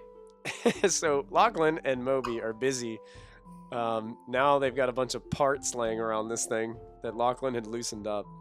And Lachlan, you pick your head up and you notice that Molfin and this guy aren't even there anymore. They totally... It's kind of like the uncle that comes over and needs you to work on his car, and then he leaves the car in there while you're working on it and goes in and watches a football game, you know? It's Grabs a Miller High Life. Yeah, he's kind of like, yeah, we're fixing the car, and he's sitting on the couch while you're out there doing all the work. Yeah. So Molfin, he kind of like he's steering you back into the tower as you guys are walking. So this is a nice place. Who lives here? Well, our host lives here. He is aiding us in our journey north, I believe we're going. Or west, or... North. I don't know where we're going. I know we're going somewhere. You seem just as lost as I am. Well, I have the 2 tall ones upstairs telling me where we need to go. 2 tall ones. They're rather tall individuals, 2 of me. Oh, well, I've got something to fix that. Oh, really? I do. What? Oh, he quickly takes his huge leather bag off of his back and sets it down, opens up these straps, and he starts like digging through, and he's like throwing all these things out of it, like all these weird contraptions, like they ting and they hit the floor. One of them's like a spyglass that's kind of bent in this odd like shape, and he's like just throwing all these things out. That's out. And it's muffled, but he's like, oh, I think I found it. I think I found it here. And he pulls out these 2 stilts that have these large shoes on the bottom, and they have places where you can stand and you can strap your feet on them to gain about another 1.5 feet of height. He's like, these work for me all the time. Such a marvelous invention. How do I go about getting a set of those? These are. I never thought anybody else would want them, but here, you can have them. They're yours. Oh, thank you. And he holds out his hand, and he's like, my name is Gimbal Glitterwrench. It's nice to meet you. Oh, Gimbal, pleasure. I am Molfin's on the apparatus Wispidle Green East. At your service. Oh, yeah, I got a lot of names too, but normally I don't like to overwhelm people like that. But if you want to do it, that's fine. I find it. True introduction requires all of my majesty. You seem like you read a lot of books. Up until the two outside dragged me out here, my entire life was a book. So you're trying to get some street smarts now, huh? Oh, trying to educate the two out there in some manner of intelligence. Just be careful you don't add too many wrinkles up there, you see what I mean? See? Look, I can't even get these clean, see? Well, I'm sure we could find something to help with that. I tried to invent something, but it just wasn't working. It was making it worse.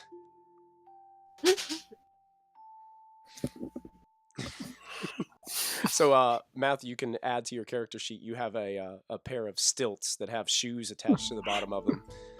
Oh, this is gonna be trouble. They really don't look that amazing. They're just like these pieces of wood that have this. It's this kind of like cheap little platform that you can put your feet onto, and like a little it looks like an old leather belt that's just a strap to hook onto your feet. And the shoes are like way oversized, so like when you wear them, it's like having these giant feet, giant shoes at the bottom. Sideshow Bob. Yeah, kind of Sideshow Bob style, like clown shoes. This will put me on even keels. But at the same point, Diana did try to slap me. I may not want to wear these around her, but... Good point. All right. And he's Gigi, are you a merchant? Are you a salesman with this large satchel, or? I don't really sell things. I just travel around. I try to stay out of trouble. I try to just try to make things. I'm always trying to tinker around. Trying to make things that could be useful. That is definitely a worthy and intellectual endeavor. What brings you... How did you end up finding us on this cloud, as we are many, many hundreds of feet in the air? Well, I have a friend. I have a friend who asked me if I can get this device I'm working on to work perfectly, because apparently there's a lot of things going on around with these giants nowadays, and they're going absolutely mad on the ground, and they need ways that they can travel through the air. So I'm busy working on some new devices that can make air travel easy for all of us. Have you not thought of the magical arts? There are numerous ways to cause yourself to rise into the air through arcane means. Yeah, I've heard of that kind of sort of thing, but I've never really gotten into it. I just try to use my crafting abilities the best I can. I seem to be able to help magic users sometimes, too. Really? In what way would that be? Oh, well, this invention that I've got in here, you gotta check this out. And he dives back into the bag, and his feet are just hanging out of the top of the bag, kind of like just going back and forth. And he starts tossing some more things out. Some of this stuff, you have no idea what it is. There's just like contraptions just flying everywhere. It's like, oh, I got it right here. Here it is. I got it. And he pulls this thing out, and yeah, you're like dodging all this stuff, Lana. He pulls this thing out, and it looks like, and he shows you, he holds it out and he straps it onto his wrist. And he's like, I gotta find something else in here. And he dives back down and he ends up pulling out what looks like a test tube-ish looking potion bottle. It's empty, but he grabs this bottle and he's like, some of my magic user friends, they asked me to invent something like this. And he straps the glass bottle into this thing and kind of pulls back on this little handle, and it sounds like it almost like cocks and loads it. And he holds it out towards the wall, and he's like, now watch this. And he like squeezes his thumb on this little lever, and it flings the glass bottle out from the wrist thing and shoots it across the room, and it shatters against the wall in a bunch of pieces. You see that? That's pretty neat, isn't it? I haven't really found much of a use for it, but... Oh.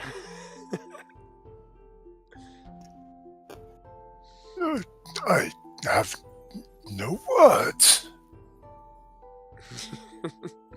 So basically, in an essence, you feel like you could put a potion bottle in here and it would fling it. Or any kind of thing. A vial full of dust? Yeah, a vial full of something. It would fling it like as a extra oomph on a ranged attack or a ranged item. That is a marvelous... You are a very gifted inventor. Yeah, well, just doing the best that I can. Do you have any more of those empty vials? Let me see. And he dives down into his bag and starts digging around. It doesn't look like I have any in here. He kind of pulls his head back up and he's like, I'm sorry. Yeah. I think that was my last one. I probably shouldn't have shot it at the wall.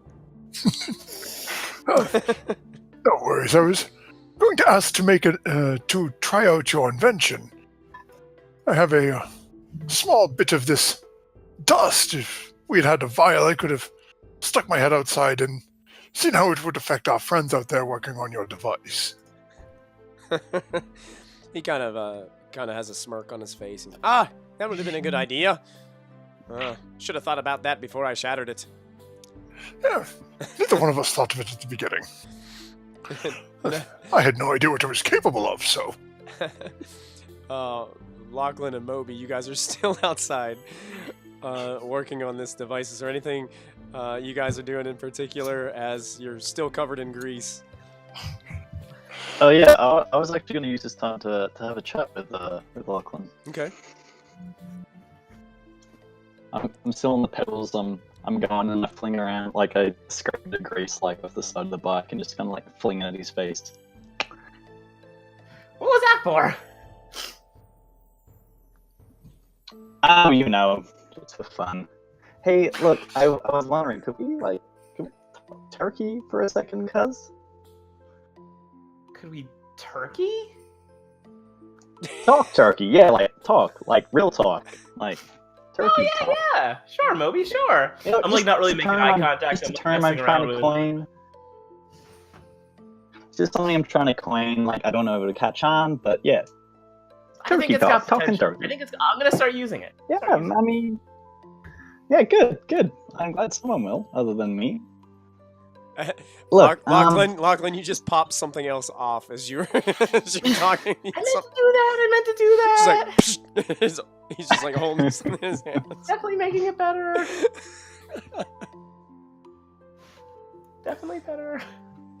Anyway, well, what's going on? Look, I just wanted to ask you, how you been doing these last few days? You doing all right? Yeah, it's a little. I don't want to say boring up here. I mean, we got in a fight, but I don't know. Just being so far from the ground is a little bit. I don't know, weird, you know?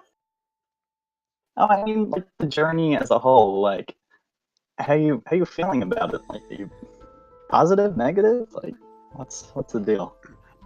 Well, it's been quite an adventure, but you know. Yeah, I know. I'm just, I'm a little bit troubled at the moment, Lachlan. You're troubled. Yeah. Look, I don't know if you know this, but I kind of made a deal with your parents that I would kind of get you out and show you the world a little bit and maybe try and be like a positive influence in your life. Oh, a positive influence, like, throwing bodies off a cloud. Yeah, I mean, not like that though, because I had nothing to do with that. Yeah, I guess And that's on was... you, and yeah, and like, I understand it's been very strange lately. Like, I couldn't imagine a simple, like, a mission that we had to turn out into something like this. It's kind of snowballed, like, out of control a little bit. That's an understatement. Yeah, we were just supposed to. I mean, I figured by now I'd be, back in Waterdeep, kind of doing my thing, and here we are. Yeah, and I'm with you there. Like, that was the initial plan, but it seems things have taken a turn for the weird, I guess. I mean, who would have guessed we'd been on a floating cloud in the sky with a giant? Yeah, it's something else. I don't know. It's interesting. It's kind of it's fun. Fun is the word for it. This whole conversation is made with all this grease like dripping from them. Yeah, It's fun.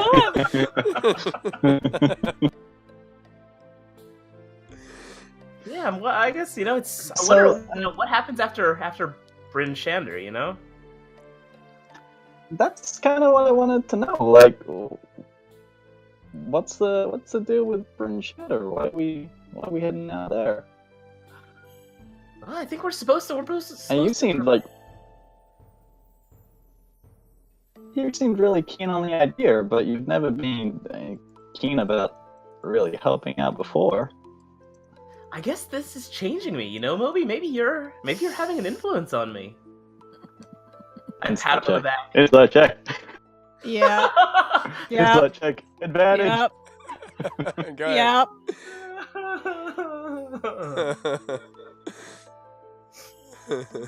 I want inspiration. Inspiration with advantage. Gotta Yes. be. Yes. Yep. Yep. Yeah, definitely concealing things.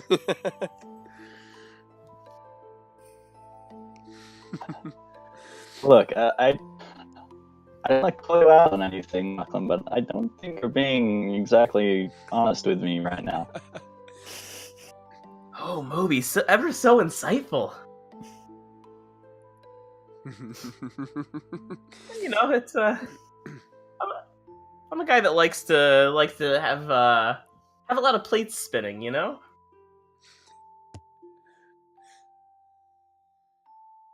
Did we lose JJ? We might have lost JJ. We might have. I think He's not so. responding in Discord, but it's still showing him in there at the moment. Yeah, he went black on the roll 20. Might have been a connection again. Okay. Sorry, I'm There back. he is. I'm There he good. is. Oh, there he is.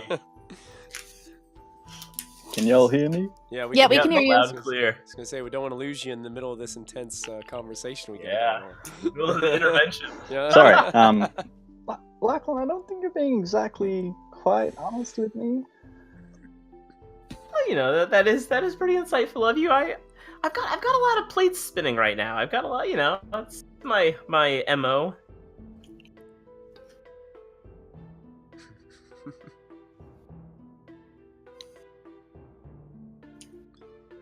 Uh-oh. I think he's having Discord issues. All right, we're gonna go ahead upstairs to Diana and Kallista. You guys have spent a little time up here. You kind of nestled. You can see that the it seems like the little baby griffins are getting a little sleepy from the busyness of getting out of their shell. So they start to all go back to the griffin mother and kind of just nestle up close to her and get comfortable. They're rather cold without having not having feathers up this high, and they start to kind of nestle and get comfortable. And Zephyros, he kind of comes back up to the airy level and looks at you and he's, Well, we better leave them be for a while to get the rest. Can I? I would have, before he came up, could I have done this to the mom?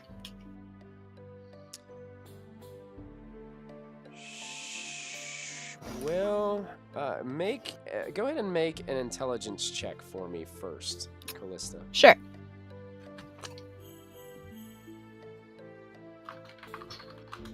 Just a straight check? Yes. Nope.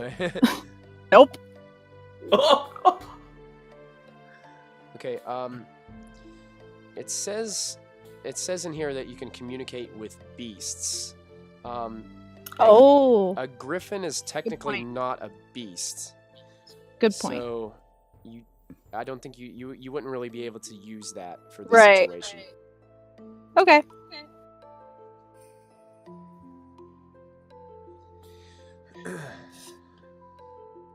So Zephyros comes and he's, can I give you a lift to your friends? Sure, we should check on them. Sure. Oh. Diana doesn't even know about the grease, but Kallista's seen everything that happened outside. So Diana was just so we should involved. see how much more of a mess it is. Yeah, it was just like my children. So he is able to bring. Yeah, they were causing a mess outside. As you guys, I tell Diana. as you guys get down here, all you can see is this gnome, standing here, kind of putting things back into his pack. And Molfin has these 2 wooden stilts on with these giant shoes, and he's just walking around the room, like on these new stilts that he's got. Diana is very confused. I tell Diana what happened. I'm still confused. Yeah. What are those? I think you might be muted again there, Matthew. Happens at my age, like I've said. You there, short-haired elvish woman. Come over and converse with me. Oh my god. Oh my god. Gimbal looks over to you, Molfin, and says, is this too tall that you were talking about? Yeah, yes, this is quite literally too tall. Oh, hi, Two Talls. And he reaches us in. I'm Gimbal, Glitterwrench. Nice to meet you. Hello, I'm Diana Lionheart. It's lovely to meet you. Hi, Diana. Kallista. Hi, Kallista. Hi. I'll go over and I'll shake his hand very politely. He kind of rapidly shakes your hand like this. Oh, and then when you pull your hand away, it's like all filthy with grease and dirt and grime that he's got all over his like half cut out fingered leather gloves that he's wearing. Okay, I'll wipe that off on my cloak. Oh, it's okay. It washes right out. Look, see, I've washed this several times, and there's still like a bunch of dirt and grease all over his clothes. Oh, okay. Molfin, maybe your friend wants like a bath or something, or like prestige vegetation, blah, blah, blah, blah, blah. If you have that, like, I don't know. I do not know the spell you speak of. Okay, I don't know the spell I speak of then. Can do it, make him clean. I Besides bathe. can dump grease on him. What is he doing here? What are you doing here? Yeah, that question too, but also Oh, yeah. bathe him. The 2 gnomes out front are fixing my my hydro capacitor. Right. Yeah, I got stranded here. My hydro capacitors kept on freezing up and overheating. Where are you from? From Glendale. Oh. Do we know where that is? Go ahead and make a Chicago. survival check. Arizona. I'm going to jump on this because I didn't get an answer earlier. So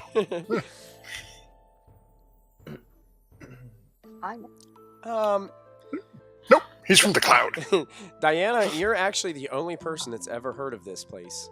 It's a very, very remote, small, gnomish village that's kind of nestled in the trees. Some of them are actually even like it's a very difficult place to find. But you've actually not only have spoken to a few of its residents, but you feel like you would be able to find it possibly. Oh, Glenwood! There was a convert from there in the temple. I studied that. Wow, that's so crazy. It's so nice to meet you. Wow, hi. Hi. So where are you from? Me. Well, I am from the woods. Just The woods, woods crawled out of them. Yep. He looks over at Molfin and just kind of looks like this, with his eyes wide, and shakes his head like this, and looks back. The woods, eh? Molfin tries to sort of lean over a little and just says, "She's pot goblin." No, I am not. Oh, it's goblin blood, huh? Hey. To each their own, I guess. No, I'm half elven. Half. Gotcha. Yeah. The Half goblin, thing. half elven. So how you like the new stilts, huh?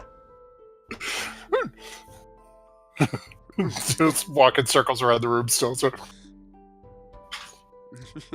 It takes a little while to get used to, but hey. oh, I'm not used to looking down on everyone like Too Tall is. Everyone's so far beneath me now. Did we get JJ back yet? Looks like he's on his way. I see him moving. I see him moving. Can you hear us, JJ? Yeah. Oh, there we go. It's Gotcha. no, sorry. Hey. Okay. Go ahead and we're gonna pan back out to you and Lachlan.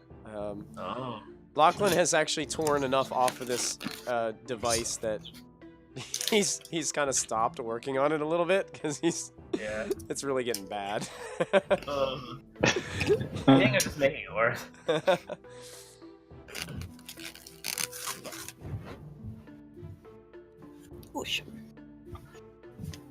So we kind of Look, so I don't think you were being completely honest with me, then, Lachlan.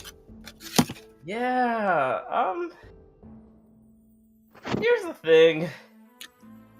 You remember Kella? Yes, I remember Keller. That was a whole ordeal. What was that? I said, that was a whole ordeal. That was. God, everyone was up in arms. Yeah, Whoa. That ended pretty poorly, didn't it? That ended very poorly.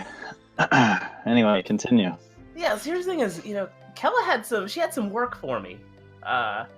Just some little odd jobs that I could do on the side, to things that fit my specialties. And she had some things for me to do in Bryn Shander. So What did you get roped into? What? What did you get roped into? It's all very legitimate, all very respectable. Just some little little things, nothing big at all. All right, what are they? Spill. She may know some Come on, people cuz we're talking turkey. Yeah, the turkeys. Yeah, everywhere.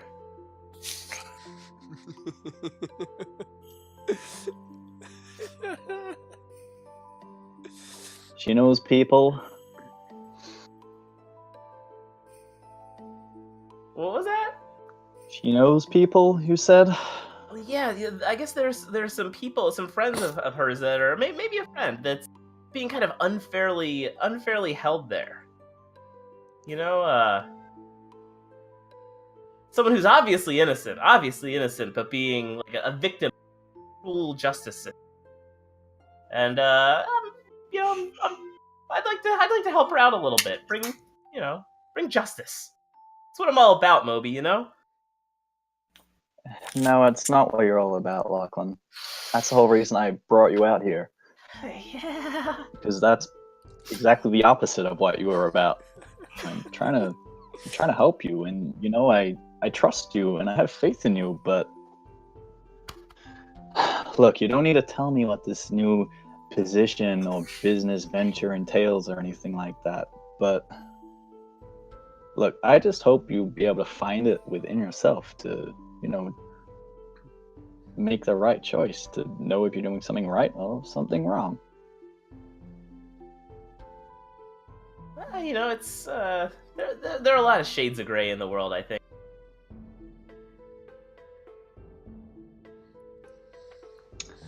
There is, and I just want you to at least try to do the right thing. I think I'm not disputing your skills. You're a skilled individual, and Wow, let's see. I just think sometimes you exploit that.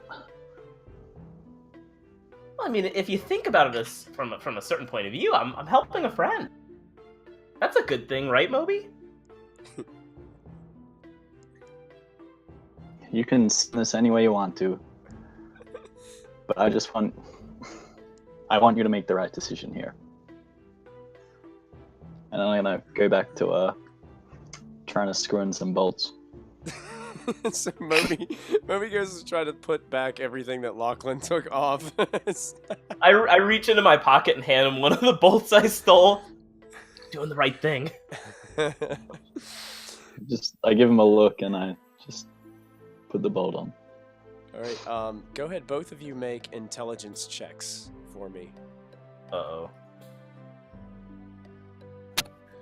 I cannot wait to hear the rocketing explosion from outside. Oh! Wow. Whoa!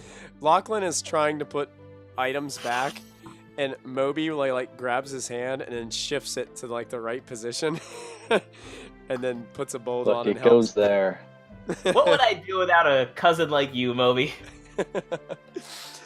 So you guys both are working on putting this thing together, and back inside, Gimbal continues to kind of hang out with the rest of the group, and he kind of comes up to Kallista, and he walks up and he says, "What's that? What's got you so troubled? You don't seem as bright and cheerful as everybody else."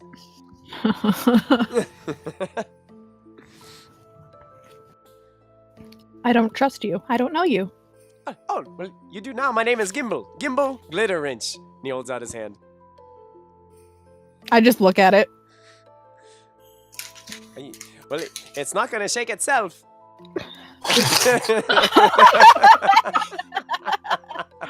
So cute. Too bad Callista's not receptive to that. He's just, So, how long do you intend to stay here? Oh, I just need to get to my that hydro capacitor fixed. As soon as I get it fixed, I'm gonna see if I can make my way.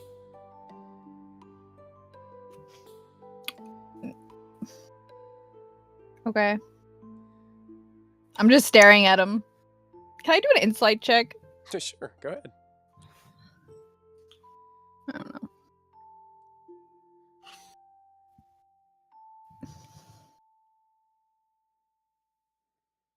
Ooh, nice. Jesus. Is he hiding anything? You feel a sense that he's hiding something. Mhm. But as far as like deliberately lying to you or malice, you don't sense any of that. Okay. It just seems like he's just not being upfront about everything with you.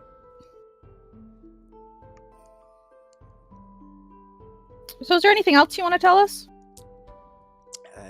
Anything else? Mhm. Anything well, important? Well, when Something you might be forgetting to mention? Yeah, there were those Canadian geese that almost flew through. My God! They almost ripped the strings off of my balloon as I was headed over this way. My goodness, I was so worried that I was going to tumble to my death, and it could have been the worst thing ever. And You know what? Canadian haven't- geese are a really good judge of character, though, so known what? trait. I wouldn't disagree. And I he's forgot like, that there was something.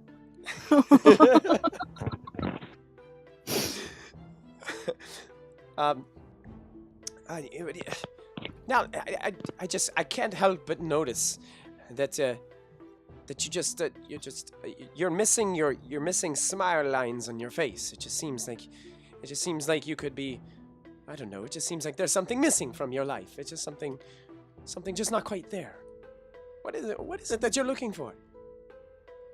Baby Griffin. Actually, it's upstairs. Baby Griffin. Yes. My life is complete. I have a baby Griffin.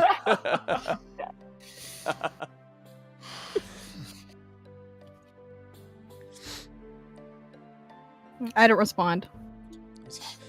You know what? I think I know what you need. I've got just the thing. Oh. You wait right here. Oh, okay. Oh, there's kind of a breeze coming from you, girl. What is that? And he like starts to walk away. It starts all about you. Dramatic flair.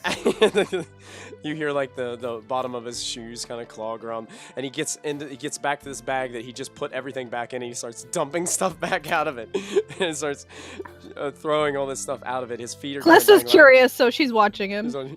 And he grabs. Oh, I think I got it. It is right here. Oh, I think I found it. Oh yeah, there he is. There he is. And he pulls out, and he stands out of this bag, and he's holding this interesting looking doll in his hands. And it looks like it's made of. It has wood and some metal and some different things. The doll itself has this weird painted smile on a wooden face. And then it has these like almost like spyglass, the ends of spyglasses for eyes on it that have like these it just looks like a spyglass or camera lenses kind of deals on his eyes. And he kind of holds it. It's kind of the feet are dangling, the arms are dangling as he walks over with it in one hand. He's like, This is what you need. I'll take it. And you start holding it in your hand, and you're looking at it, and it looks like a little robot or something that he's constructed. You're gonna need this too. And he goes over his neck and he pulls out this necklace that he's wearing, and it has this little key on the back of it, a very simple looking iron key. He says, all you got to do with this is you insert it in you see the thing on the back, the keyhole on the back? You just insert that key in there and give it a good wind, and it'll follow you around all day. Okay. It'd be try. It'd be like a little companion for you to brighten up your day and bring those smile lines back to your face. Trust me, it works. All right. Kalista's not sure what to do, but she'll wind it. She's like, this is the most bizarre request, but seems harmless, I think. Okay, so you start to wind it, and immediately it starts to kind of jolt and move around in your hands a little bit, and it pops out of your hand and lands on the floor in front of you, and it starts just like walking around on its little robot legs. It doesn't have any method of being able to speak. It doesn't have a mouth or anything. It's just painted on. So it just kind of like walks around and like, that's good. That's good. And it kind of... One of my other games has a tiny servant that just says, oh yeah. Well, I'm fine with it not speaking. And it just kind of like walks up next to you, and then it stands almost like at attention, like a little soldier, and it goes like this, and it salutes you. And then it just like stands there right next to you. And you can see that its one eye like has like a zoom lens on it almost, so it goes like as it's like looking up at you. Did you make this? Ah, yes, this is one of my finest inventions. I love it. It's very impressive. Oh yeah, you haven't seen all of what it can do though. What else? This robot has an innate sense for being able to sense someone's emotions. No! It does. Yes.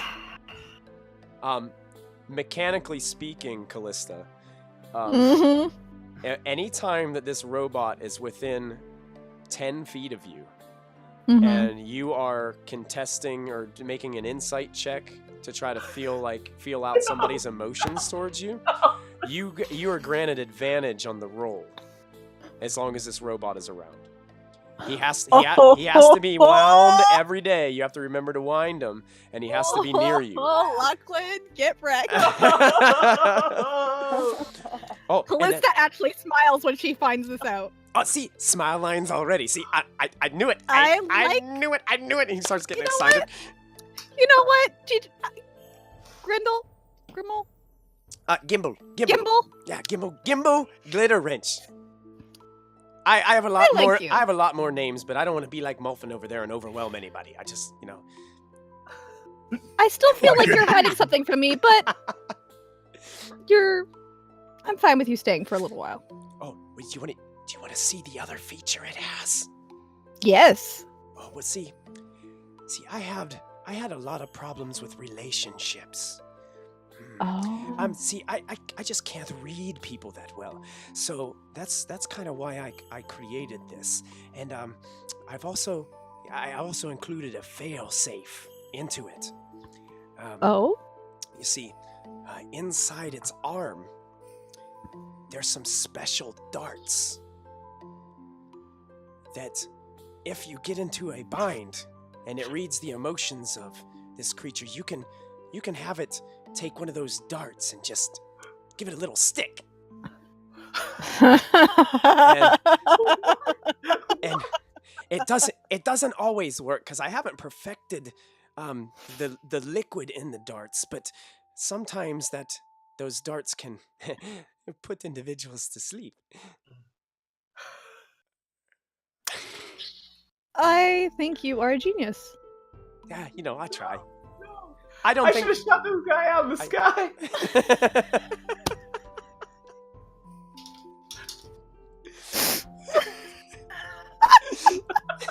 Michael, I love you so much right now.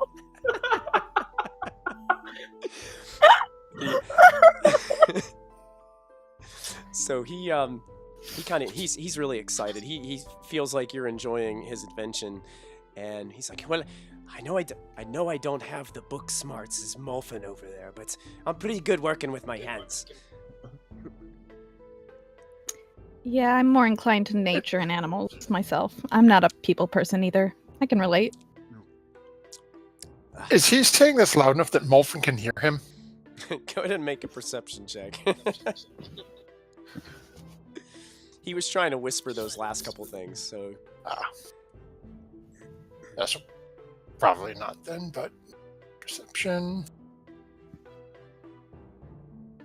Really? What? No. Go back to perception. Okay, there we go. That's got it. You're able to hear a little bit of it, Molfin. You only catch pieces of it, though, as you're still trying to balance yourself around the room. You kind of start to get closer to him, and you almost fall over, and you regain your balance, and you can hear something about him talking about your book smarts. And is there any...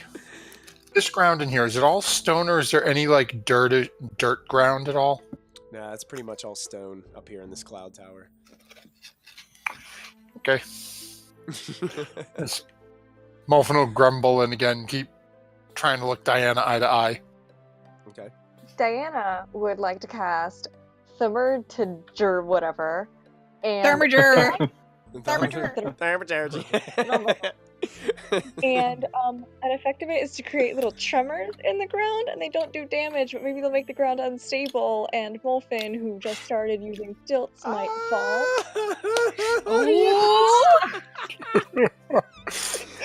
Oh wow! Oh, I love it. Molfin, go ahead and make a. Let's make this a dexterity saving throw. As as all of a sudden the ground starts to shake beneath you. All of a sudden. It'll just be a moment here as I am. Roll20's having a moment. Relatable. And that is a verbal component spell, so you know exactly what is happening, Molfin, as these tremors start to happen, and Diana's almost asking Ilmater to cause trouble for a little bit.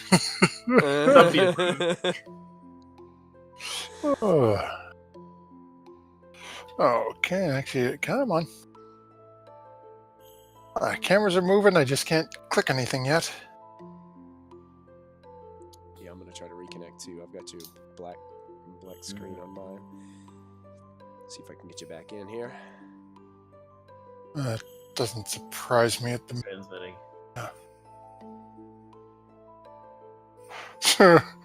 Oh, we've got the Twitch chat calling hashtag gives us inspiration. Gives us inspiration, yeah.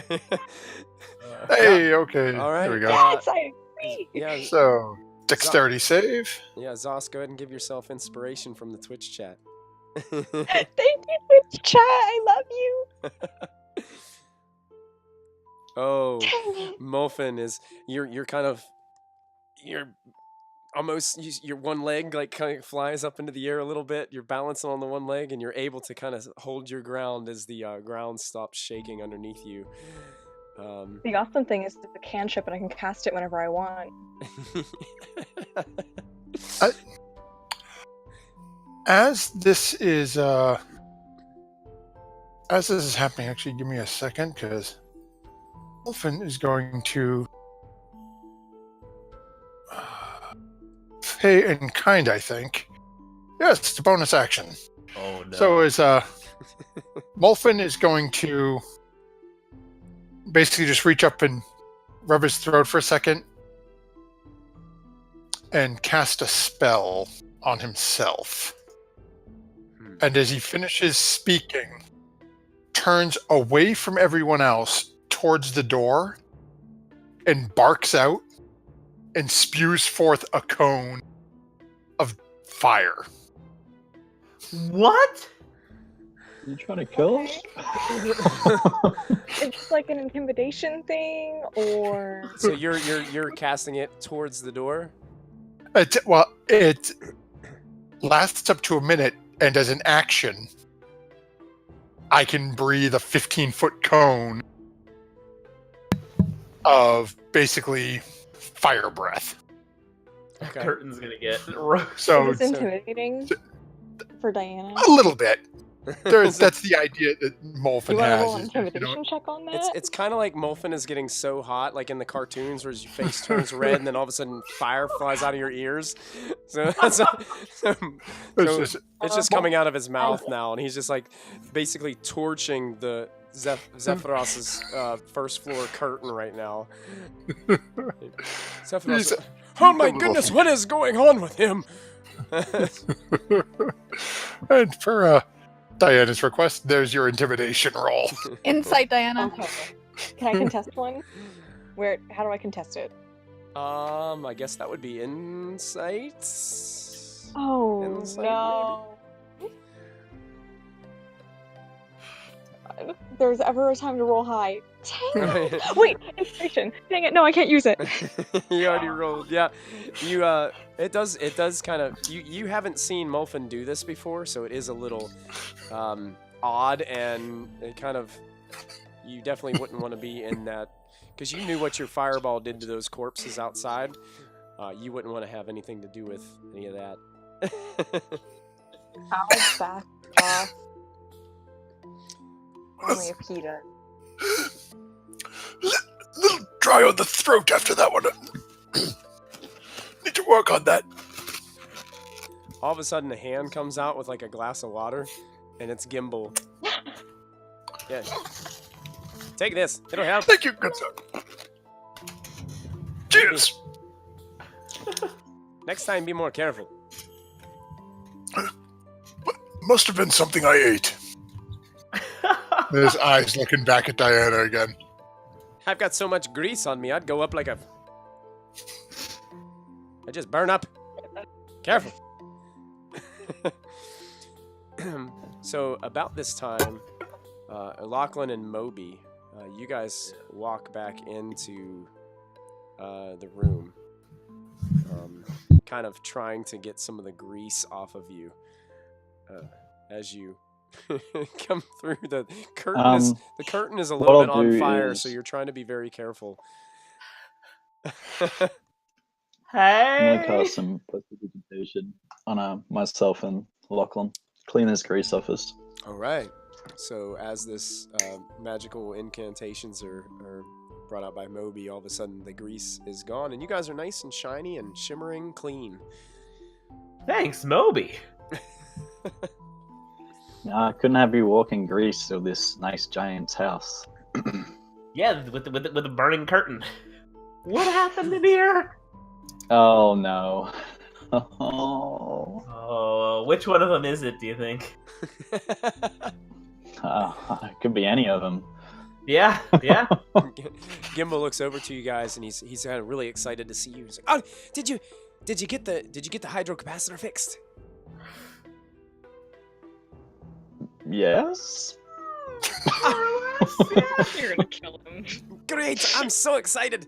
Oh, it's been tossing in my brain for so long. I just can't seem to get it to get unstuck. Keeps overheating. And Lachlan and Mobi, when you guys were working on it, it's kind of an interesting device. It's like this tube that has this piston in it, and he pedals the bike, and the friction heats the water that's inside the tube, causing it to generate steam.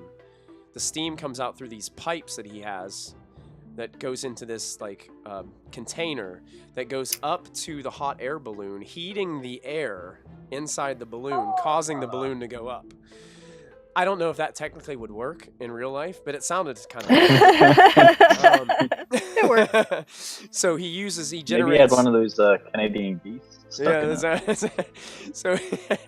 So he uses that to generate it, and also connected to the pedals as well. The stuff that Lachlan was kind of pulling off and breaking by accident were the components to help steer the device through the air. Oh no! It's connected to some propellers in the back that were helped to shift it. Like he can shift it through the steering mechanism, but as he pedals it, not only does it generate the steam, but it also moves the propellers forth. So it does the two things at once while he's pedaling. And while you were pedaling at Mobi, you could find that, when everything's hooked up, if it's not well done, it's really hard to pedal. So it's a very hard thing to do. But you guys think you got most of it put together the way it should be, and the grease from Molfin sure helped to get the piston unstuck. So. And it did wonders to style Mobi's hair. Like a little pomade for her. Hey, Gramps. We're engineers now. How are you doing down there, Lachlan? Gramps, have you been eating your vegetables? Yes, very much so. Yeah. I have taken over Team Tall. I now rule that team. You're on their side now, huh? No, they follow my lead. Ah, You wish. I like it. And just a Hey, Kallista! little puff of smoke. You guys see Gimbal standing over here next to Zephyros, but he's looking past Zephyros, straight up 100 feet to the hole in the ceiling. He looks towards Zephyros. He's like, how do you get up there? He's just very confused. And Zephyros is like, oh, I use my magical abilities to get me up there. Magical abilities. I'm Gimbal, by the way. Your friends are helping me. They're very nice friends. And he's just kind of looking up there. I can see this could be a big problem for people that don't have magical abilities. And he kind of looks at all of you guys and sees Mobi kind of shaking his head. Oh, you know what? I think I've got just the thing. And he starts marching over to his bag, and he starts diving back in, and he starts pouring more junk out of it. There's stuff just piled all around this thing, just random stuff that he's invented. Some of it's just absolute junk. You guys, some of it looks like trinkets and toys and different pieces that he's got. Gears start just rolling across the floor. It's like, oh, I think I got it. Here it is. And he pulls out this device, and it looks like he tore apart a crossbow of some sort, and the end of it has a grappling hook, and on the other end it has a crank on it that he's devised together, and all this thin rope kind of hangs from the back of it. And he walks back over to the area, and he looks back up there, and I think I got enough. You want to see this? Check this out. And he looks over to Mobi, and he's like, watch this. And he holds it up without even looking. He's looking right at you, Mobi, and he goes, and he pulls the trigger of this thing, and this grappling hook goes shooting up the whole way, and goes right over the corner and connects to the edge of the area. And he's like, pulls on the rope a couple times. He's still looking at you, Mobi. He hasn't turned away. He just pulls the rope a couple times, and he grabs the crank, and he starts going like,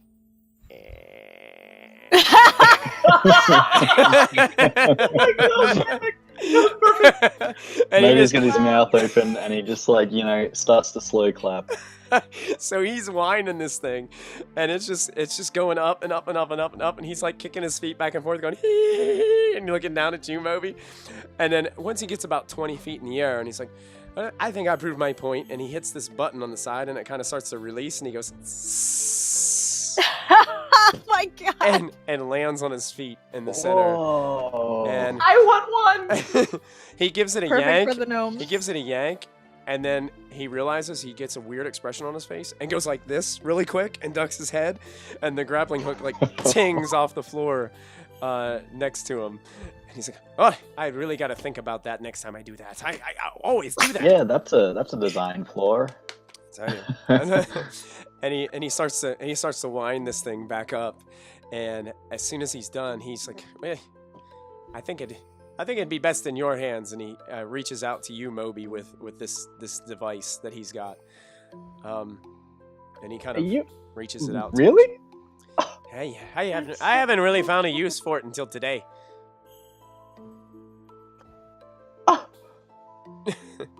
Whoa! Thank you. Zephyros is kind of sitting there, I putting give him a his hug. hand on his beard. I guess I'm gonna have to shut my door more often.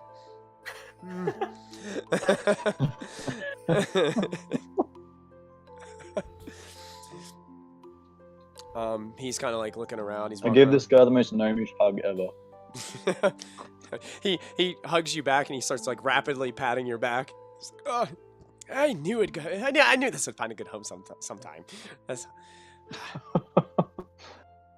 So you now have Just holding it and Mobi. You basically have the Dungeons and Dragons version of a grappling gun that can fire about 100 feet. Wow. We are Mission Impossible Now, up in the this. problem with this gun, Mobi, is you're not sure how much weight it will actually hold, because the rope is not as big as the kind of like the rope that Molfin and Lachlan have. So you're unsure that you would be able to support more than 1 or 2 people on this thing.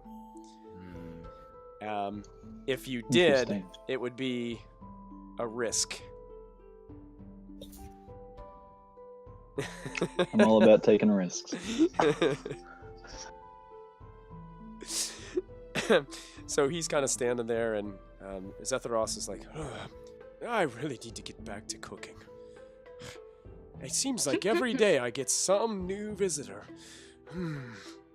I don't know about this one. He's kind of just looking suspicious down as he floats back up to the second story. And Gimble's kind of just walking around, like, starting to clean up some of his items. He's like, oh, I forgot I even had this. And he picks up this thing that looks like a light crossbow. But this one actually looks more like a crossbow than the thing that he just handed Mobi. And he reaches up and he pushes this button on the top of it. And all of a sudden, this huge, like oddly huge, like spyglass scope looking thing pops out of the top of it. And goes, he's like, there it is. And he starts like looking through it and like pointing it all around. He accidentally like points it at some of you. Like, oh, it's not even loaded. Oh! And it goes flying and shooting into the like 20 feet up into the wall, into one of the cracks in the wall, and a crossbow bolt like sticks into it. It's like, oh, that could have been bad. You okay? Checking for wounds. You're all clean. He looks. Oh, I'm a little embarrassed. I'm sorry.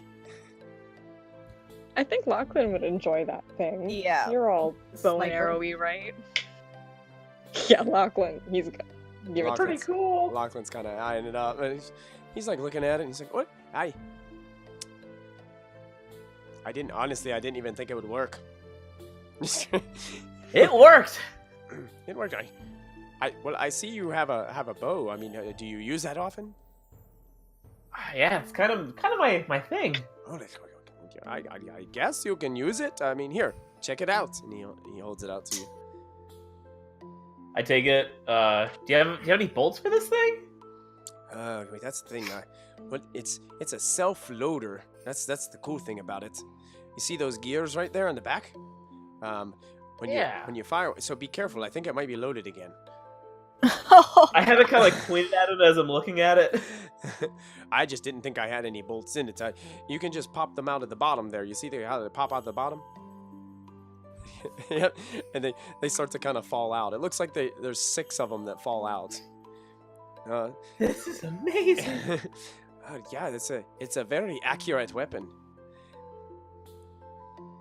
I want to slap a bolt in there. Okay.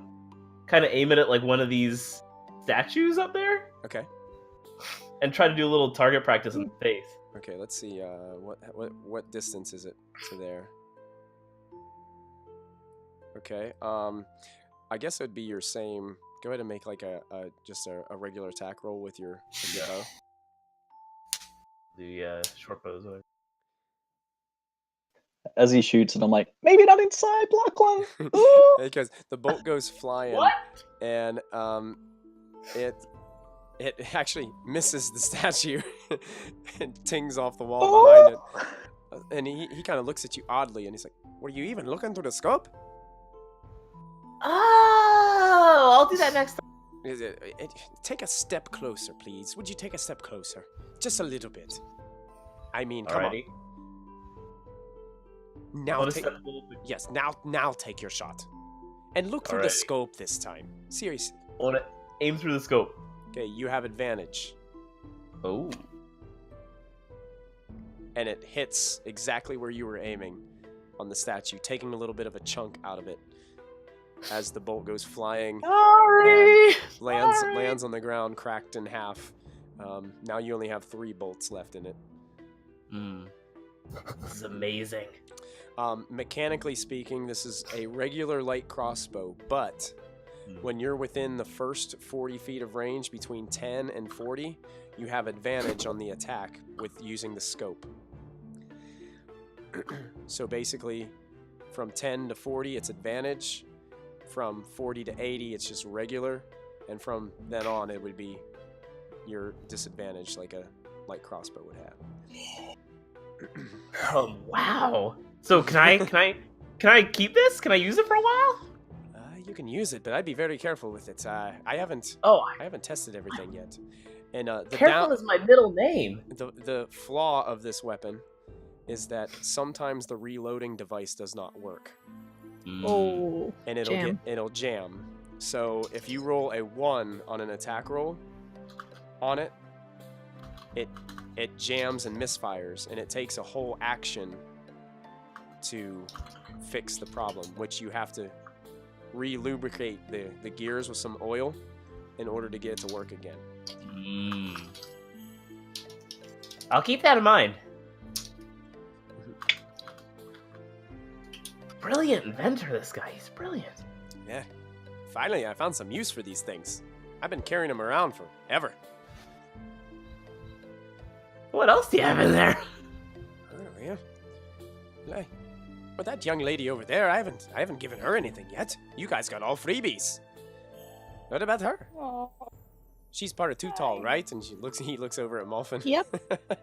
right. So he They're my minions. It's not too tall. It's just scheme tall, you know. see, Team tall. I've got something special for you. And he walks over, and one of the pockets in the front of his bag, he opens it up. It's like a smaller pocket, and he reaches inside and he pulls out it looks like a wand of some sort. Cool. And he walks over to you and he's like, I'm gonna be 100% honest with you. I have no idea what this does. But I got it from a wizard friend of mine. And he claimed it did some really cool stuff. Okay. And I trust him. Well, thank you. And he This reaches is out really special. and he hands you this wand.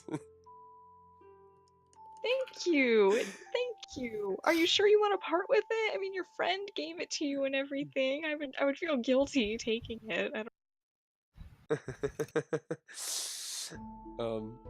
He just kind of like looks at you and he's, I think you guys deserve it. And besides, those two helped fix my hydro capacitor. Maybe he gives a thumbs up. Those two. Those two. Which two? Guys, that one giving the thumbs up right over there. See him? That one? He points to Mobi. Does Diana have any faith in their abilities whatsoever? Like, Go ahead and make an insight check. oh boy, because I'm just. We were born from tinkering families. Not the best I've rolled so far with insight. You For are. Diana, this is. Yeah, really, this one, you're not 100% sure, and you've had some experience with these two before. So as they just like look at you and smile and give you the thumbs up, it's possible that they fixed it. I'm not really sure. Possible they didn't. Okay. Possible it's a giant bomb. Possible. Well, I mean, he offloaded his inventory, so, you know, his legacy will live on. Yeah. Well, Yeah, I'm sure that they got it all Wow. under control. I bet that they, 2 heads are better than 1. Half a head each is pretty good too. They got it. Gimbal kind of looks at you as you're kind of like saying this to yourself, I guess. He's just like, well, Yeah. They seem like trustworthy fellas. They are. One of them. Usually. And he... Go ahead, Molfin. They definitely are. They are my family. Usually. he looks I'm at... quite sure they're always my family. Well, yes, always your family. Usually trustworthy. I'm like looking through the scope and shooting the air like I'm a big shot. I go back to back with Lachlan like Charlie's Angels. Hold up his grappling. Wait, no, it's like... Nice. Michael, tell me I can do it. Sure. I need for Lachlan, I need you to make a DC. Oh no. Oh no. I need you to make a DC. Wait a minute. Actually, first of all, Matthew, I need you to roll a D100. Oh, then- no. That will determine. Here it comes. Okay, oh. He doesn't have to make a DC. Lachlan, you feel a little bit of a sprinkle nestle on the top of your head. And then you start to feel lighter than air. As you start to lift off the ground. I'm kicking my legs. Yeah. What's going on? Imagine Peter Pan right now. You have just been sprinkled with flying ability pixie dust. You now have Oh my god. You have a fly speed of 60 feet for 10 minutes. Wow. I want to fly up the ceiling. Oh! Chocolate factory style. Go upside down, like legs in the air, like. Hey down there, how are you guys Oh, doing? he's really been practicing his magic. Oh. Gimbal looks up. He's like, "Oh, I've got an idea. Now we can really test to see if my hydro capacitor is fixed. Can you fly outside?"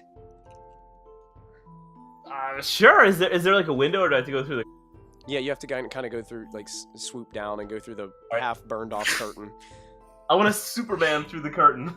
So Lachlan Superman's past all of you guys with this dramatic pose as he goes by Diana and Kallista kind of smiling on his way out. And as you come outside, Gimbal is running with excitement, and I'll follow. And he gets over to the flux capacitor. He almost slips and falls on some of the grease that's still out on the hard cloud stuff, and he throws his leg up over the bike. He's like, "Oh, well, it's not the cleanest thing in the world, but looking like it's fixed." And yeah, don't slip off. I'll cast prestidigitation on it. Okay, so after prestidigitation, all of a sudden this bicycle is just like sparkling and shining. The hot air balloon looks like an incredible shape, as it's still kind of holding some of that hot air that's been brought up from the steam powered pipes. And he starts to pedal really, really fast, and you notice that the bike starts to move off to the edge, and all of a sudden he just disappears down past the cloud. I want to dive! But then all of a sudden you start to see him re-emerge. As he starts to float, you guys saw Lachlan kind of make a quick dive, and then you see the bike kind of reach over the clouds, and Lachlan goes, "Yay!" as he comes up there.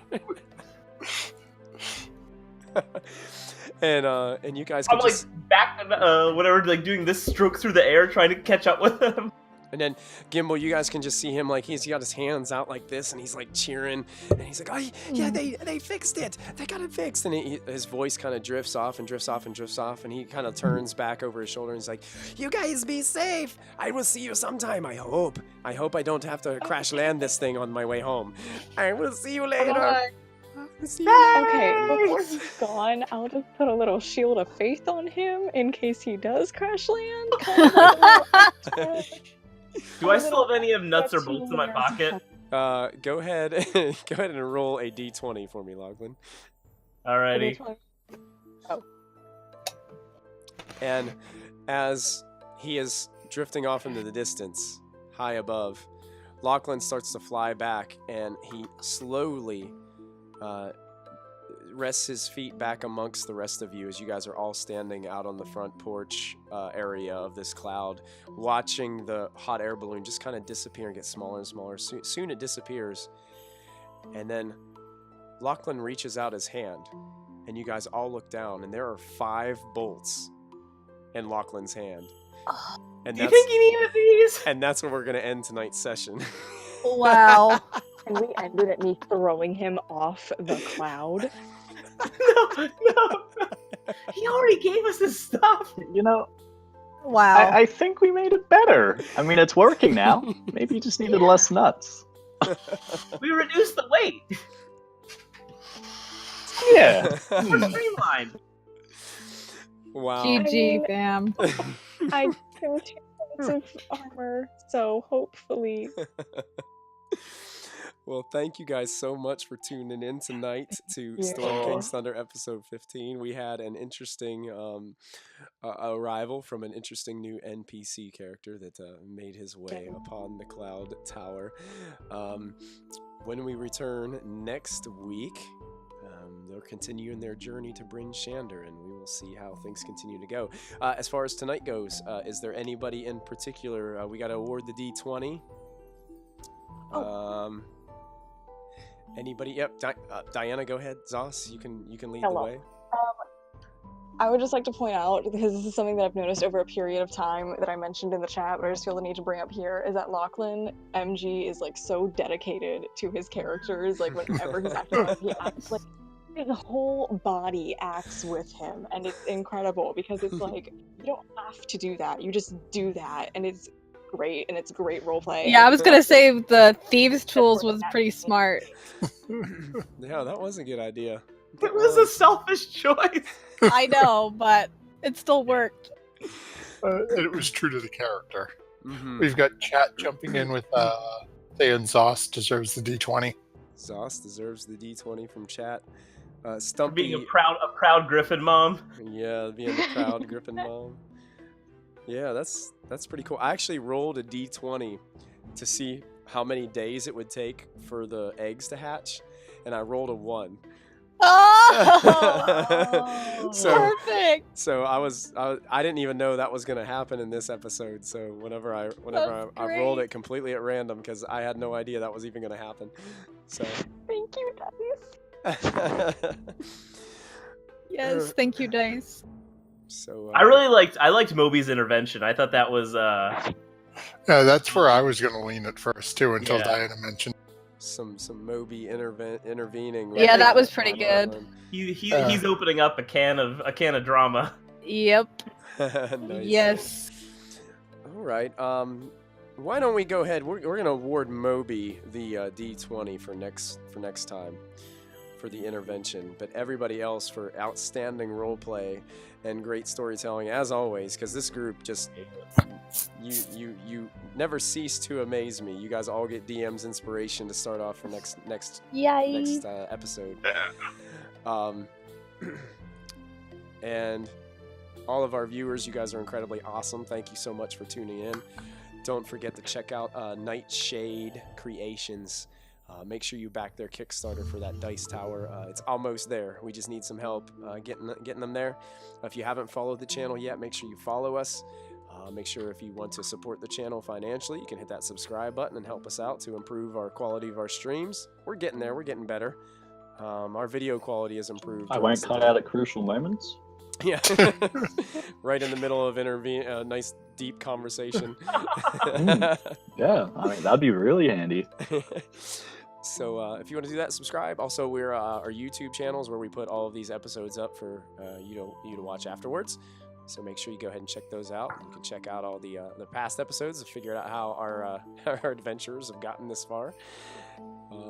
And we're going to continue on through Storm King's Thunder. Our last episode for this year is actually going to be on December 22nd. So we're going to be streaming every Friday until then. We're going to take that next week off for the holidays. Well, some of us might be out of town or enjoying our families then. But I also wanted to make sure that everybody knew that on the December 22nd stream, we are going to be giving away a Xanathar's Guide to Everything that night. So Yeah. that's going to be a big one. So make sure you guys. And if you haven't watched the review that we did a couple of weeks back, Persuasion I should check. definitely do that as well. Yeah. Check Yeah. out. We got a review called Persuasion Check Live, where we basically just kind of gave our opinions of what we felt with the book. I think we might try to do another one of those before we give that book away, maybe to go into more detail about what's in the book. So be on the lookout for that once we get a date and time and things set out for that. So, but I want to thank you guys for tuning in. We're gonna have to say goodnight for now, but we will see you guys next time when we come back here at Storm King's Thunder at Proficiency Bonus. So you guys have a good night, and we'll see you next time. Good night. Love you. Bye. Good night. See y'all.